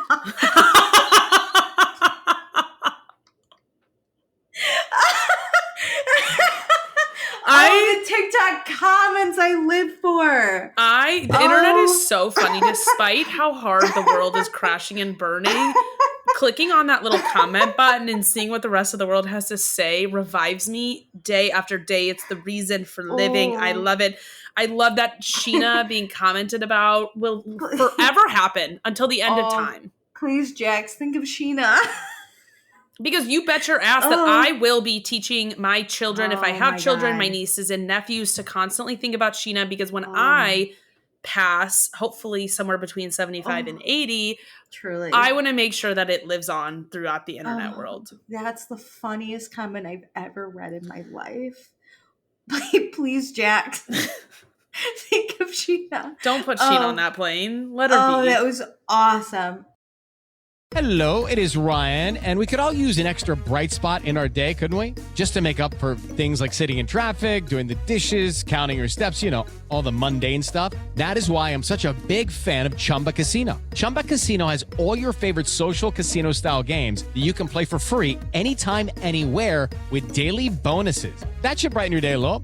Actually, a lot. So sign up now at ChumbaCasino.com. That's ChumbaCasino.com. No purchase necessary. VGW Group. Void where prohibited by law. See terms and conditions. 18+. Great. Are you watching anything else? I am watching one more thing that I think you will like, but I don't think you'll watch it. Okay. Oh, those are my favorite types of shows. Okay. So I've kind of been chasing the high of Traders ever since it ended. I miss having a strategy show that is low maintenance, I'll call it, because I love Survivor. But show. Yeah, that just has more seasons to it, more strategy lore. Yeah. The game constantly changes. There's a lot to it. And so I feel like I don't put myself in the shoes of going on Survivor, because I don't want to be stranded on an island, first off. Mm-hmm. Yeah. So I know Gotta Get Out, was coming out on Hulu. Haven't watched that yet. And that concept just seems simple enough to me. So I'll watch it. But I was like, I'm not there for the strategy. I was listening to, unfortunately, Nick Viall's podcast, and You gotta somebody, stop. You're out of control. I was listening to a segment and like very particular segment with Katie and Dana were on it. So I was listening to their episode, and a country music like artist was after them and was talking about this show, and he was like, I am like such a crime junkie, but like I know I need to stop watching crime shows because like if you're not shocked and terrified, if you like calm down from crime, like you got some real trauma in your life. And I was like, no, sir, I totally understand. Like if you get calmed down by crime, like there's something wrong. Excuse me? You're telling me I'm not supposed to watch Criminal Minds while I fall asleep? So he was like, but I love all these like investigative type shows. And Nick like recommended him to watch Traitors, but he was like, well, listen to this, what I'm watching. On Netflix, there's a show called Secret Millionaire. And this guy described it terribly, so I'm going to do a better job. But okay. Nick Viall, listen up. Fucking, we have the real deal. My internet beef that doesn't exist. There are, like, let's just say, like, 10 contestants on the episode, like, on the season. And it only lasts, like, 8 episodes, so it's a very quick watch. But every, like, when you start the show, one person secretly gets like $1 million in their box. They all have these boxes. And so the show goal is to like get out the millionaire, because if you get out the millionaire, then the money gets passed around again. It like randomly goes to somebody else. And so your goal is obviously at the end of the show to have the $1 million, you know, pretty simple enough concept. Now I will say the problem with this show is that the show goal. Wait, hang on. So someone gets the $1 million. Yes. I feel like I just crashed out for a second. Can you get the $1 million taken away from you? Sorry, repeat what you said. What's the deal with the $1 million? You have to end the game with $1 million. Yeah, these people show up to this hotel. Might I also say, they have like a private chef, and they're like living the most lavish lifestyle. They're living like millionaires. I would just go for the enjoyment the experience. Of it. As you should with traders. You get a nice breakfast every day. Yeah, exactly. Great. So they all show up, and one person randomly gets selected to have the $1 million. Nobody knows who. Obviously, the millionaire knows. And when you're the millionaire, you are given a secret agenda of things you have to accomplish to get like a benefit. And if you don't do it, then you like might get something deducted against you. Like you might get votes at you or something. And so there's also like things that are the millionaires doing throughout the day that could tip you off that they're the millionaire, because they're like acting a little weird. Oh, very similar to traders. Okay. Yes. And then at the end of every day, they sit down and they have this really nice dinner and they vote somebody out. And so in theory, you're going to vote the millionaire out if you do know them, because then the million gets shuffled around again and given to somebody random. Someone else. Okay. Which like that makes sense. You don't know who the millionaire is. You have to figure it out. So like say night 1, the millionaire gets voted out. You know, day 2, you wake up, we again don't know. And that and all the clues restart. Are you told at dinner you have found the millionaire? Okay. At dinner, when you get voted out, you open up your box and there's either $1 million in there or there's nothing. Okay. But like, let's say you don't get the millionaire out. There's really like nothing that happens. Obviously somebody goes home, but you got to shrink down the group. Similar to traders. There's like the overall game plan, but then there's this other plan you kind of need to execute, some strategy that you no matter what have to get people out. So I was thinking, now that this is season 1, for season 2, I would want to get down to the end with people I could read better than people I don't. And I'll get to why. But we're slowly getting people out. In middle of the season, they're like, well, let's just get this one person out. They're really good at like competitions. The competitions don't really matter. Like there's always $1 million. The only thing you get out of competitions if you win is like a clue to who the millionaire is. But only half the people get it. If you're the one who like gets it told to them, because sometimes only one person gets it.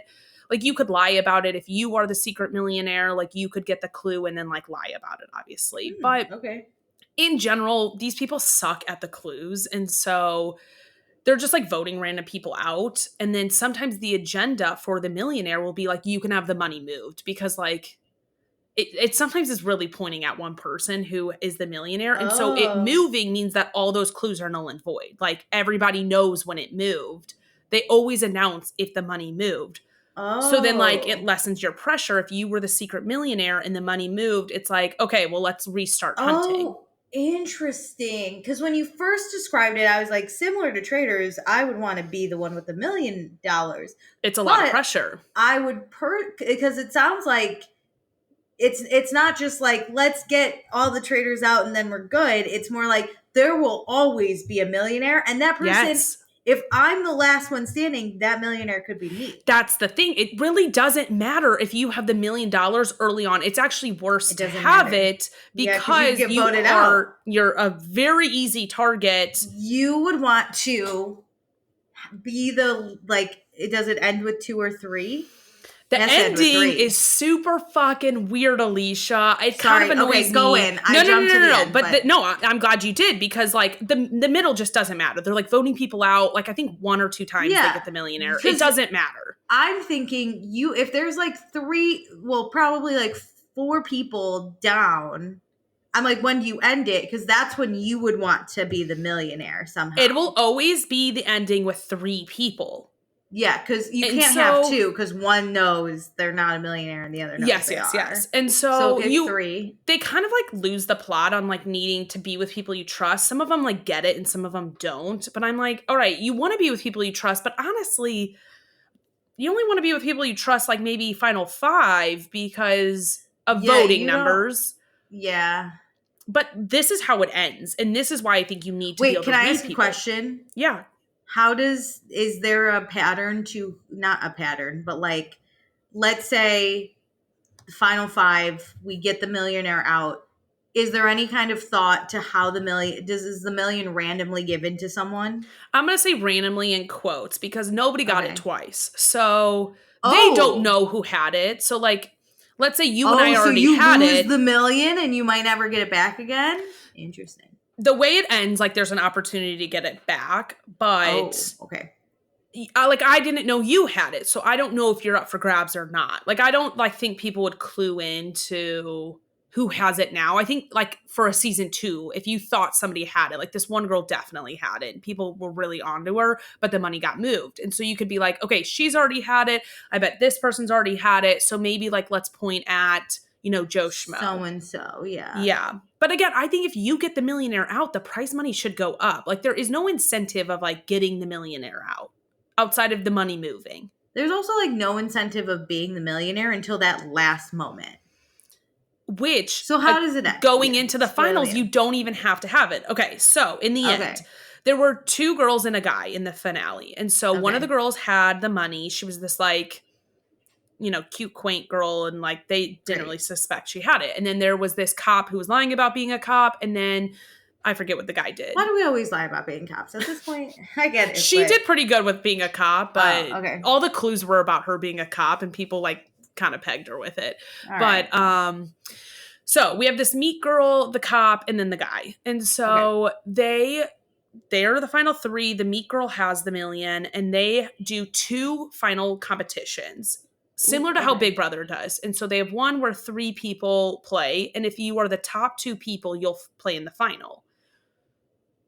So the meek girl and the guy place top 2, and they go to this like final thing. Where So what happens to the cop? Are they what if she was the millionaire? Does the money go away? Or she's still there, okay? But she doesn't She's have still any there. control into this final thing. So Okay. the guy and the meek girl get to like make the decisions here. And so they go into the room and they all have their boxes in front of them. They're standing in a triangle. Ooh, okay.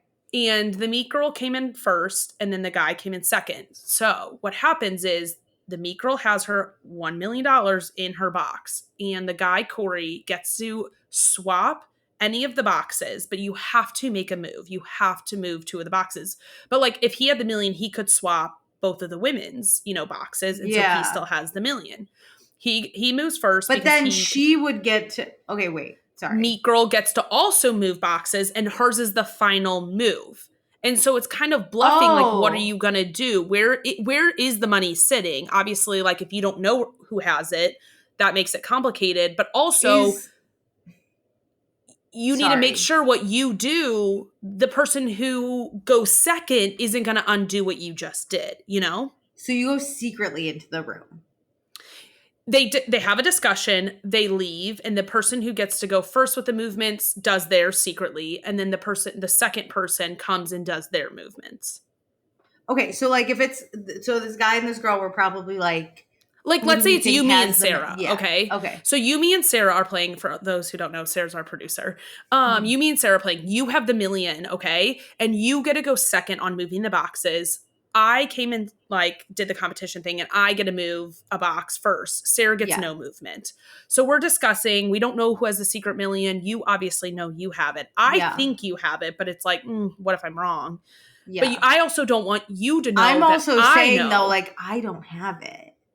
Well, it's like, do you want them to know that you have it, so then they try to take it from you, so then you can undo it? Like, what's the move here? What's the strategy? Because at the end of the day, all 3 people want the million. Sarah has I wouldn't even discuss. I would be like, listen, dude, don't fuck this up. I would probably look at you and be like, don't fuck it up. The guy who gets to move the boxes first doesn't have the money. He goes, I'm going to try to make it seem like I think Sarah has the money. Wait, is it obvious do their boxes say their names? They have these, like, icons. Because it seems, can I tell you what I'm thinking? If you go in, right, I have the million, you go in and you're like, I'm going to switch my box with Alicia's box. Haha. So now you have the million. I can just go in and be like, Uno reverse. Correct. So what? So the guy loses either way.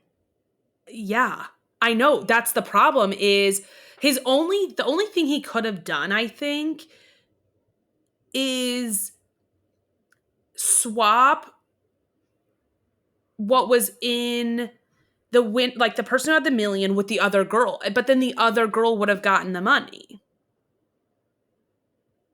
Wait, he could have. So, okay, again, if it's you, me, and Sarah, if you had the money and you and I are the only ones with votes, I would make you think that I am putting the money into your box, or like I am swapping our boxes. So I'm getting the money now. Okay. But instead, I would make you and Sarah swap boxes. So wait, you don't get the money. I don't actually see your move. You don't see my move. Oh, I thought like literally you walk in a room and I'd be like, oh, Meredith switched our boxes. I'm just going to It's just the content. Sorry, it's just the content. Oh, so you would be like. But I don't get to see it actually happening. I just say, all right, you and I are swapping. So then we come back. You could say, yeah, I'm going to swap like you and me. Right. And then I think like, oh my God, Meredith has the money. So then I would like switch us back. But really then I'm giving you the million because you just switched you and but then it would go to Sarah. Yeah, This guy can't win. I know. The only way he can win is if you thought me and Sarah swapped. Well, no.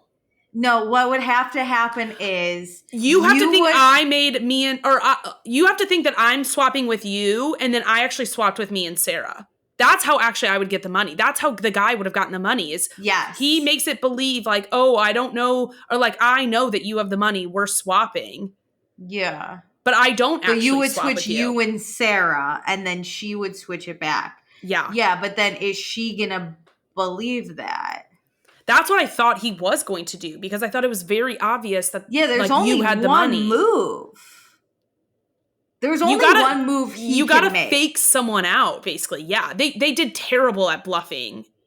And that's why I think you gotta know who you're like playing against and also, be able to read them. There's multiple ways Sarah wins in this. No. Right? Oh. There's only one way Sarah, like the There's person only who doesn't one have way a choice. everyone wins. So I guess. Yeah. That's crazy. I don't think I would have cracked that. You're basically playing rock, paper, scissors. Yeah, you're basically playing rock, paper, scissors, like twice. Yeah. But I was like, okay, I didn't like the middle of the show because I was like, this got really mundane. There's nothing happening outside of just trying to stay in the game. But like, that's just what your social game could give you, like alliances, whatever.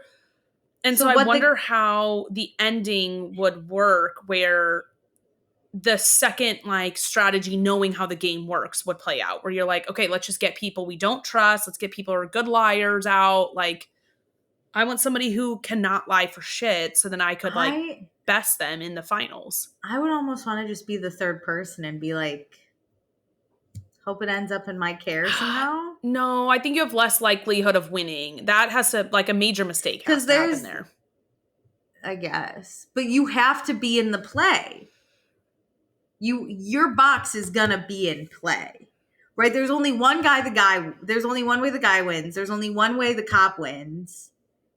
And like there might be a few more ways that the meat girl wins, but it's just gonna depend. I think the person with the million has the most information, so it is easier to win. If you also, because it's not guaranteed the person with the million goes second. So I think it's the person who goes second, like, has a higher chance of winning. And if you are the millionaire going second, that is the best version. Yeah. I feel like, I don't know what their discussion is. I feel like I would just, if we were in the final two, I would literally just be like, I guess we're each just going to make a move. I agree. Like, what are we even discussing? You're going to bluff me out anyway, or because you're trying to read each other for information. I'm just going to be like, make the move. It's not even worth it. You're going to think I'm lying. You're going to think I'm telling the truth. Either way, like, this game is so crazy that I'd be like, yeah, just switch whatever box. I'll switch whatever box. And I need it tweaked a little bit. I kind of need them to, like, earn the money. Like, I don't think it should be $1 million to start off with. I think there should be reason to stick around. And that's what I think the got to get out will feed for me is their money is slowly rising as time goes on. But if somebody leaves and gets out, the money goes back to zero. And there's, I think, a cap on how much money there in total is. If everybody stays around, you all split it evenly, but there's like, you're trying to get more money. And that's what I kind of needed from Secret Millionaire is a reason for everybody else to care until the finals. You know what? They all can't be as perfect as traders. Remember The Anonymous? That was an interesting show until like the end. And then I was like, that was stupid. That's the thing. I think I've decided there will be very few perfect games. I think Traders is one of them. But it's either that the game playing is interesting or the finals are interesting. Yeah. Yes, because the final of the Traders this season, it was people were like, it's a great season. It was perfect. And I was like, no. But until that last fucking, I need some drama. I need some, like, what's going to happen. That's why I think season 2 of Traders, hear me out, was almost a little better. Oh my God, it was absolutely better. It was better. The traders had it together more. Phaedra was an ideal trader. We didn't have one good trader on season 3. No. Phaedra was a perfect trader, truly. She fit it ideally. And then we get to the end and we know we're all faithfuls and still CT and Trishelle are like, and boom, done. We're still game players at the end of the day. So as a gamer, and this is why if you and I went into like a traders situation, you know how they're always like gamers versus not gamers? I feel like we would have to like cosplay as not gamers, but like in the heart of a gamer. I forgot to tell you the most annoying part. Like a Dylan Afron. What happened? Well, listen to the most annoying part of this Secret Millionaire thing. They would literally crash out, cry, all freak out because they're like, I hate lying to people. And it's like, shut up. Nobody was lying about real life stuff. No, like the things that they were doing, these like agendas that they get sometimes, because the Secret Millionaire would always get an agenda and every once in a while a random person would get one. It would be like, use these 4 song names in casual conversation. And they'd be like, this is so hard. I'm lying to these people. No, here's the thing. If you want to pretend you're like sad and be like, this game is in front of people, like this game is so as hard. A social play. I'm so bad at lying. The minute we're in an interview, this is great. Pull a Danielle, be like, yeah, I don't feel bad. Except with Derek, that one I was like, stop crying. You could have stood up a little. But yeah, you cannot. I will always go off. Wes said he is one of the greatest gamers, period. And he and Boston Rob, I think, backed him up. We are going to slit your throats at the end. As you should. Do not care. Because it's a game. No, this is a fake scenario. Care. Like, I get it. If you had to hurt my family for the game, yeah, that becomes real personal. Like, if there was a game out there where you're, like, actually doing things against my family, fuck you. I'm never speaking to you again. Nothing is somebody, like, lying is crazy. Nothing is all the greatest winners have lied, stolen, cheated somehow. only the greedy win on these game shows. Fucking, As they you should.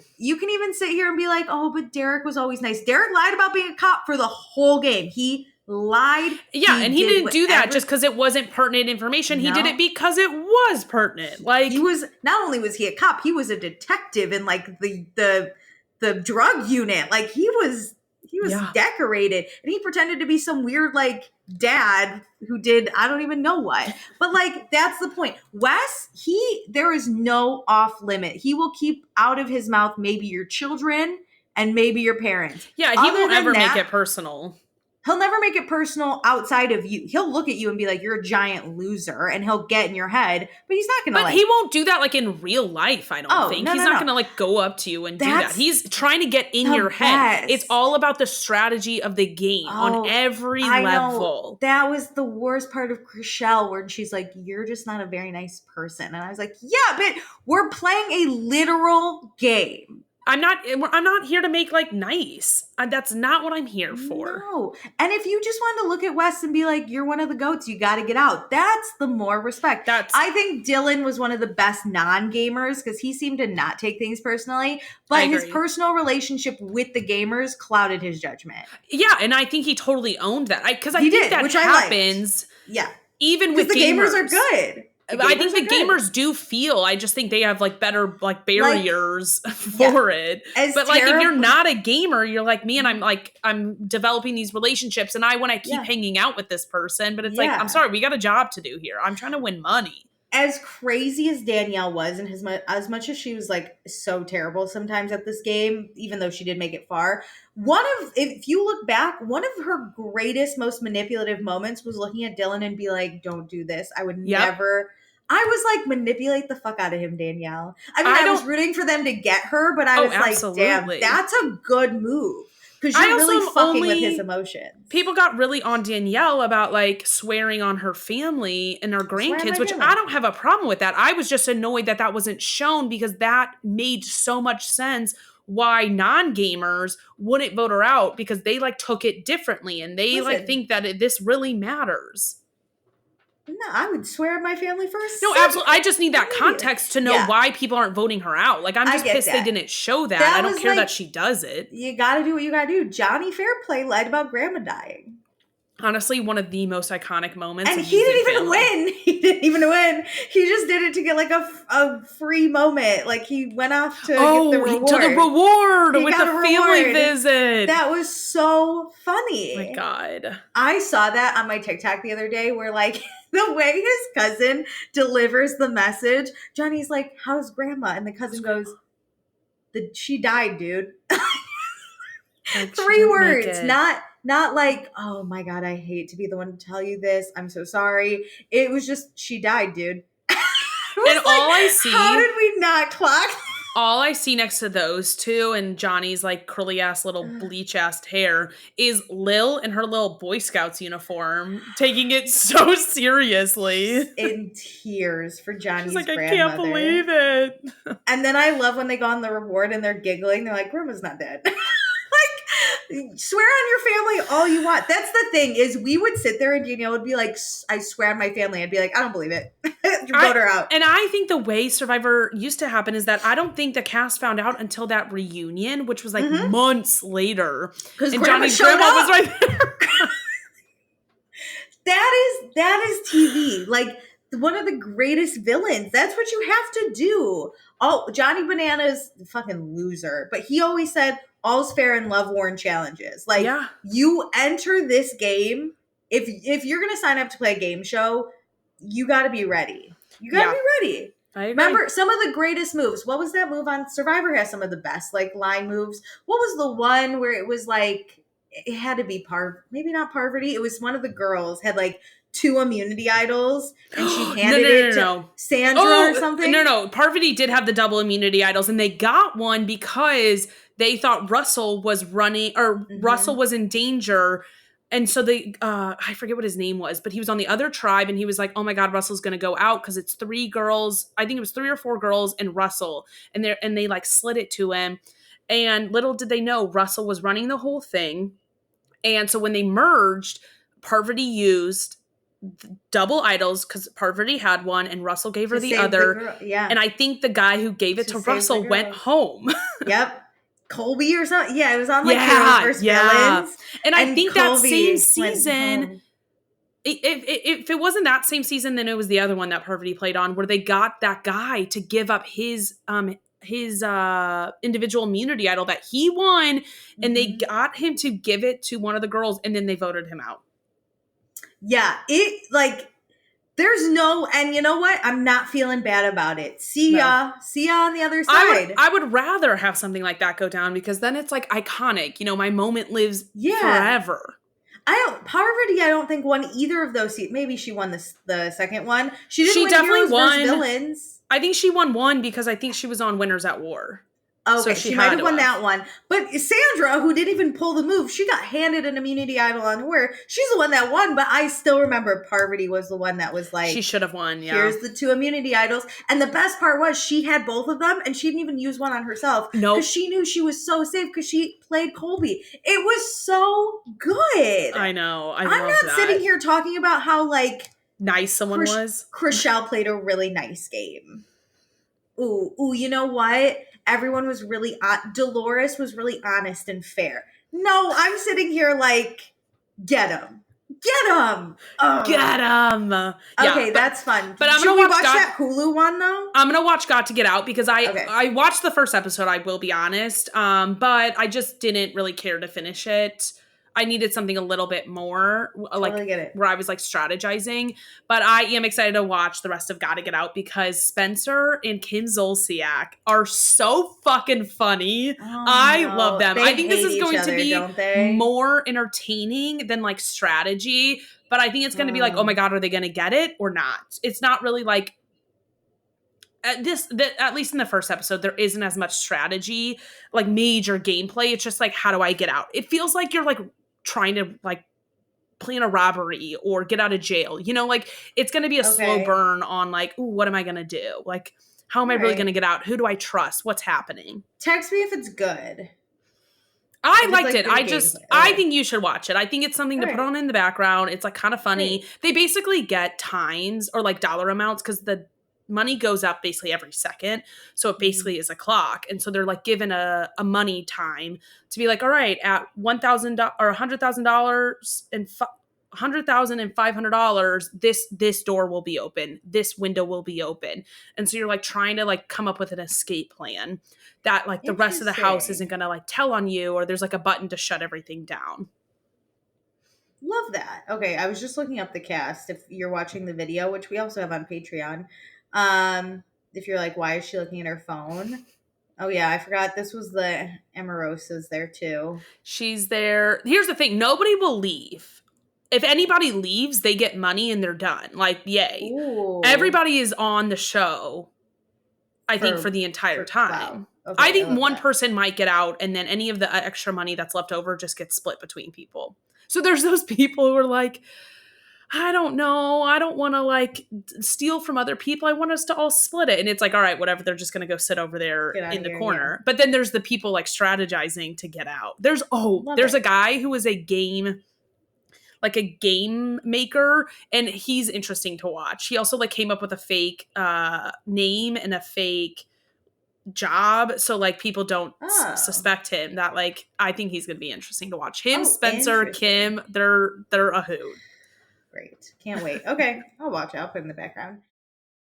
It is Ryan Seacrest here. There was a recent social media trend which consisted of flying on a plane with no music, no movies, no entertainment. But a better trend would be going to ChumbaCasino.com. It's like having a mini social casino in your pocket. Chumba Casino has over 100 online casino-style games, all absolutely free. It's the most fun you can have online and on a plane. So grab your free welcome bonus now at ChumbaCasino.com. Sponsored by Chumba Casino. No purchase necessary. VGW Group. Void where prohibited by law. 21 plus. Terms and conditions apply.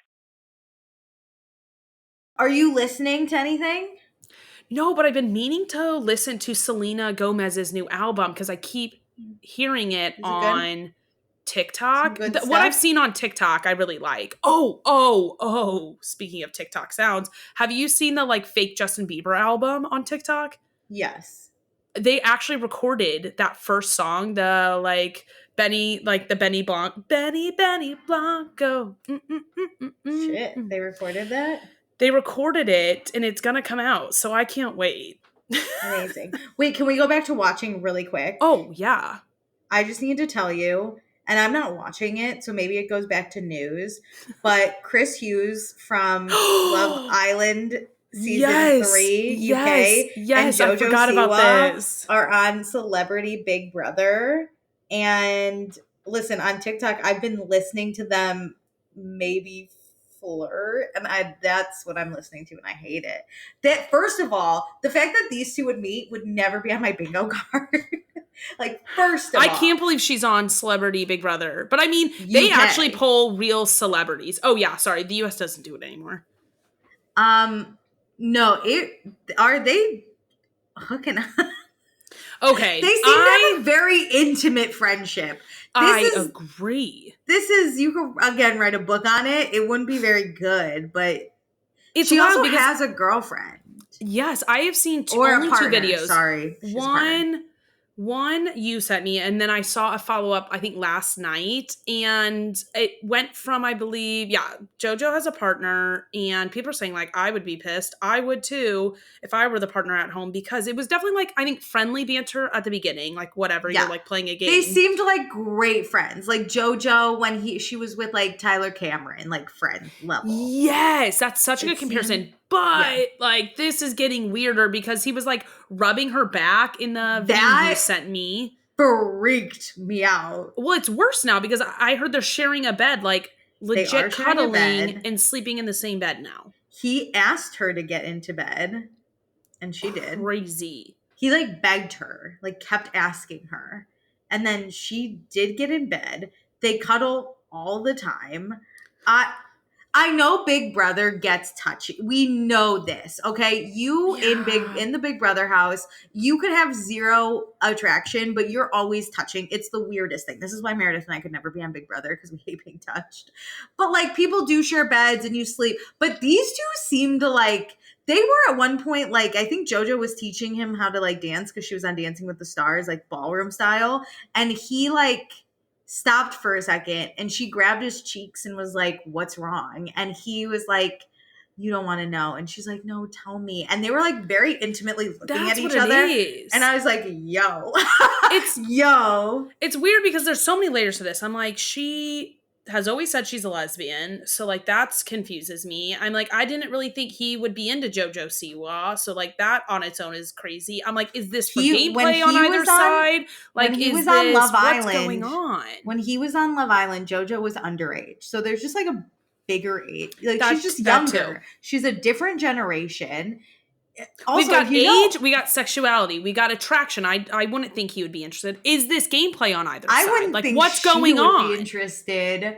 Yeah, I think they really opened up together as friends over, like, JoJo's sexuality, like being in the public eye. I'm sure Chris went through some shit, but I didn't keep up. But it got to a level that I was like, I don't even think you do that with your husband, you know? Like, it got weird. It was like, under her shirt, rubbing her spine for me. He sent it to you. Because that's not like, hey, we're having a hard day. Like, I understand you're also, like, under such emotional distress. Yeah. I feel like in that house, that's why I also think people probably touch more often. They need the comfort. I get that. So, like, I get that. But, like, there's a way to comfort your friend and, like, rub their back that is not like that. It's not as intimate. Like, I wouldn't even say they're, like, sexually charged. It's literally just, it's so intimate. There's no way it's not romantic in a way. It's so weird. Also, the fact that Chris Hughes is even still being talked about by me is crazy. Did you know him and Kem recorded their song? Let's talk about listening now. Did you know they recorded I figured this out. I was because I've been watching a lot of Love Island UK to catch up on everything. In one of the After Suns, season 7, season 8, Chris was bartending, and the host, who I think at the time was still Laura Whitmore, she was like like a song started playing and she's like, it's Chris's song. So I looked it up because I was like, Chris got a song? That's crazy. And it sounded familiar. So I was like, have I heard it? It's the one him and Ken did where they're like, who the fuck is Theo? Da, da, da, da. It's a little bit later. Da, da, da, da, da. It's a little bit longer. Whatever they sing. Yeah. Think it's a little bit whatever they were talking about. It's giving Jesse Solomon's What Would Jesse Solomon Do? And now becoming a literally artist. so weird. Maybe he's using JoJo to like get his rap career off the They're going to have a song together. I'm calling it now. Oh my God. Oh my God. I'll listen to it live on this podcast. I'm listening to my nutritionist. Oh yeah, how's that going? It's going fine. I don't care anymore. I'm bored. I learned how to cook and eat and stuff. I had to meet with her today. I will say my body does feel better. And weirdly enough, I don't crave any like unhealthy. Like I don't even crave pasta and I always want pasta. So weird. And I am cooking more. That's I just good. I'm eating breakfast. I'm losing weight. That also seems fine. I just am like, I'm over it. I lost interest. But are you going to keep doing it? I paid for 5 sessions, so I have, I think, 2 or 3 more. So yeah, but even like after the sessions end, are you going to keep eating like this? Do you think? I think now I have fun recipes, and I've learned a lot. Good. Like obviously, when you go out, you're not going to like. When I go out, I'll probably like Uber Eats a lot less, and like actually eat 3 meals, which I normally always just have girl dinner. I don't know. I'm at a crossroads with it. Get back to me. Okay. I'm listening. Next week. Next week. Get back to me on that. But that's all I have. I love it. Amazing. Well, do all the things I mentioned at the beginning, and thanks for coming along with us. Thanks for joining. Bye. It is Ryan Seacrest here. There was a recent social media trend which consisted of flying on a plane with no music, no movies, no entertainment. But a better trend would be going to ChumbaCasino.com. It's like having a mini social casino in your pocket. Chumba Casino has over 100 online casino-style games, all absolutely free. It's the most fun you can have online and on a plane. So grab your free welcome bonus now at ChumbaCasino.com. Sponsored by Chumba Casino. No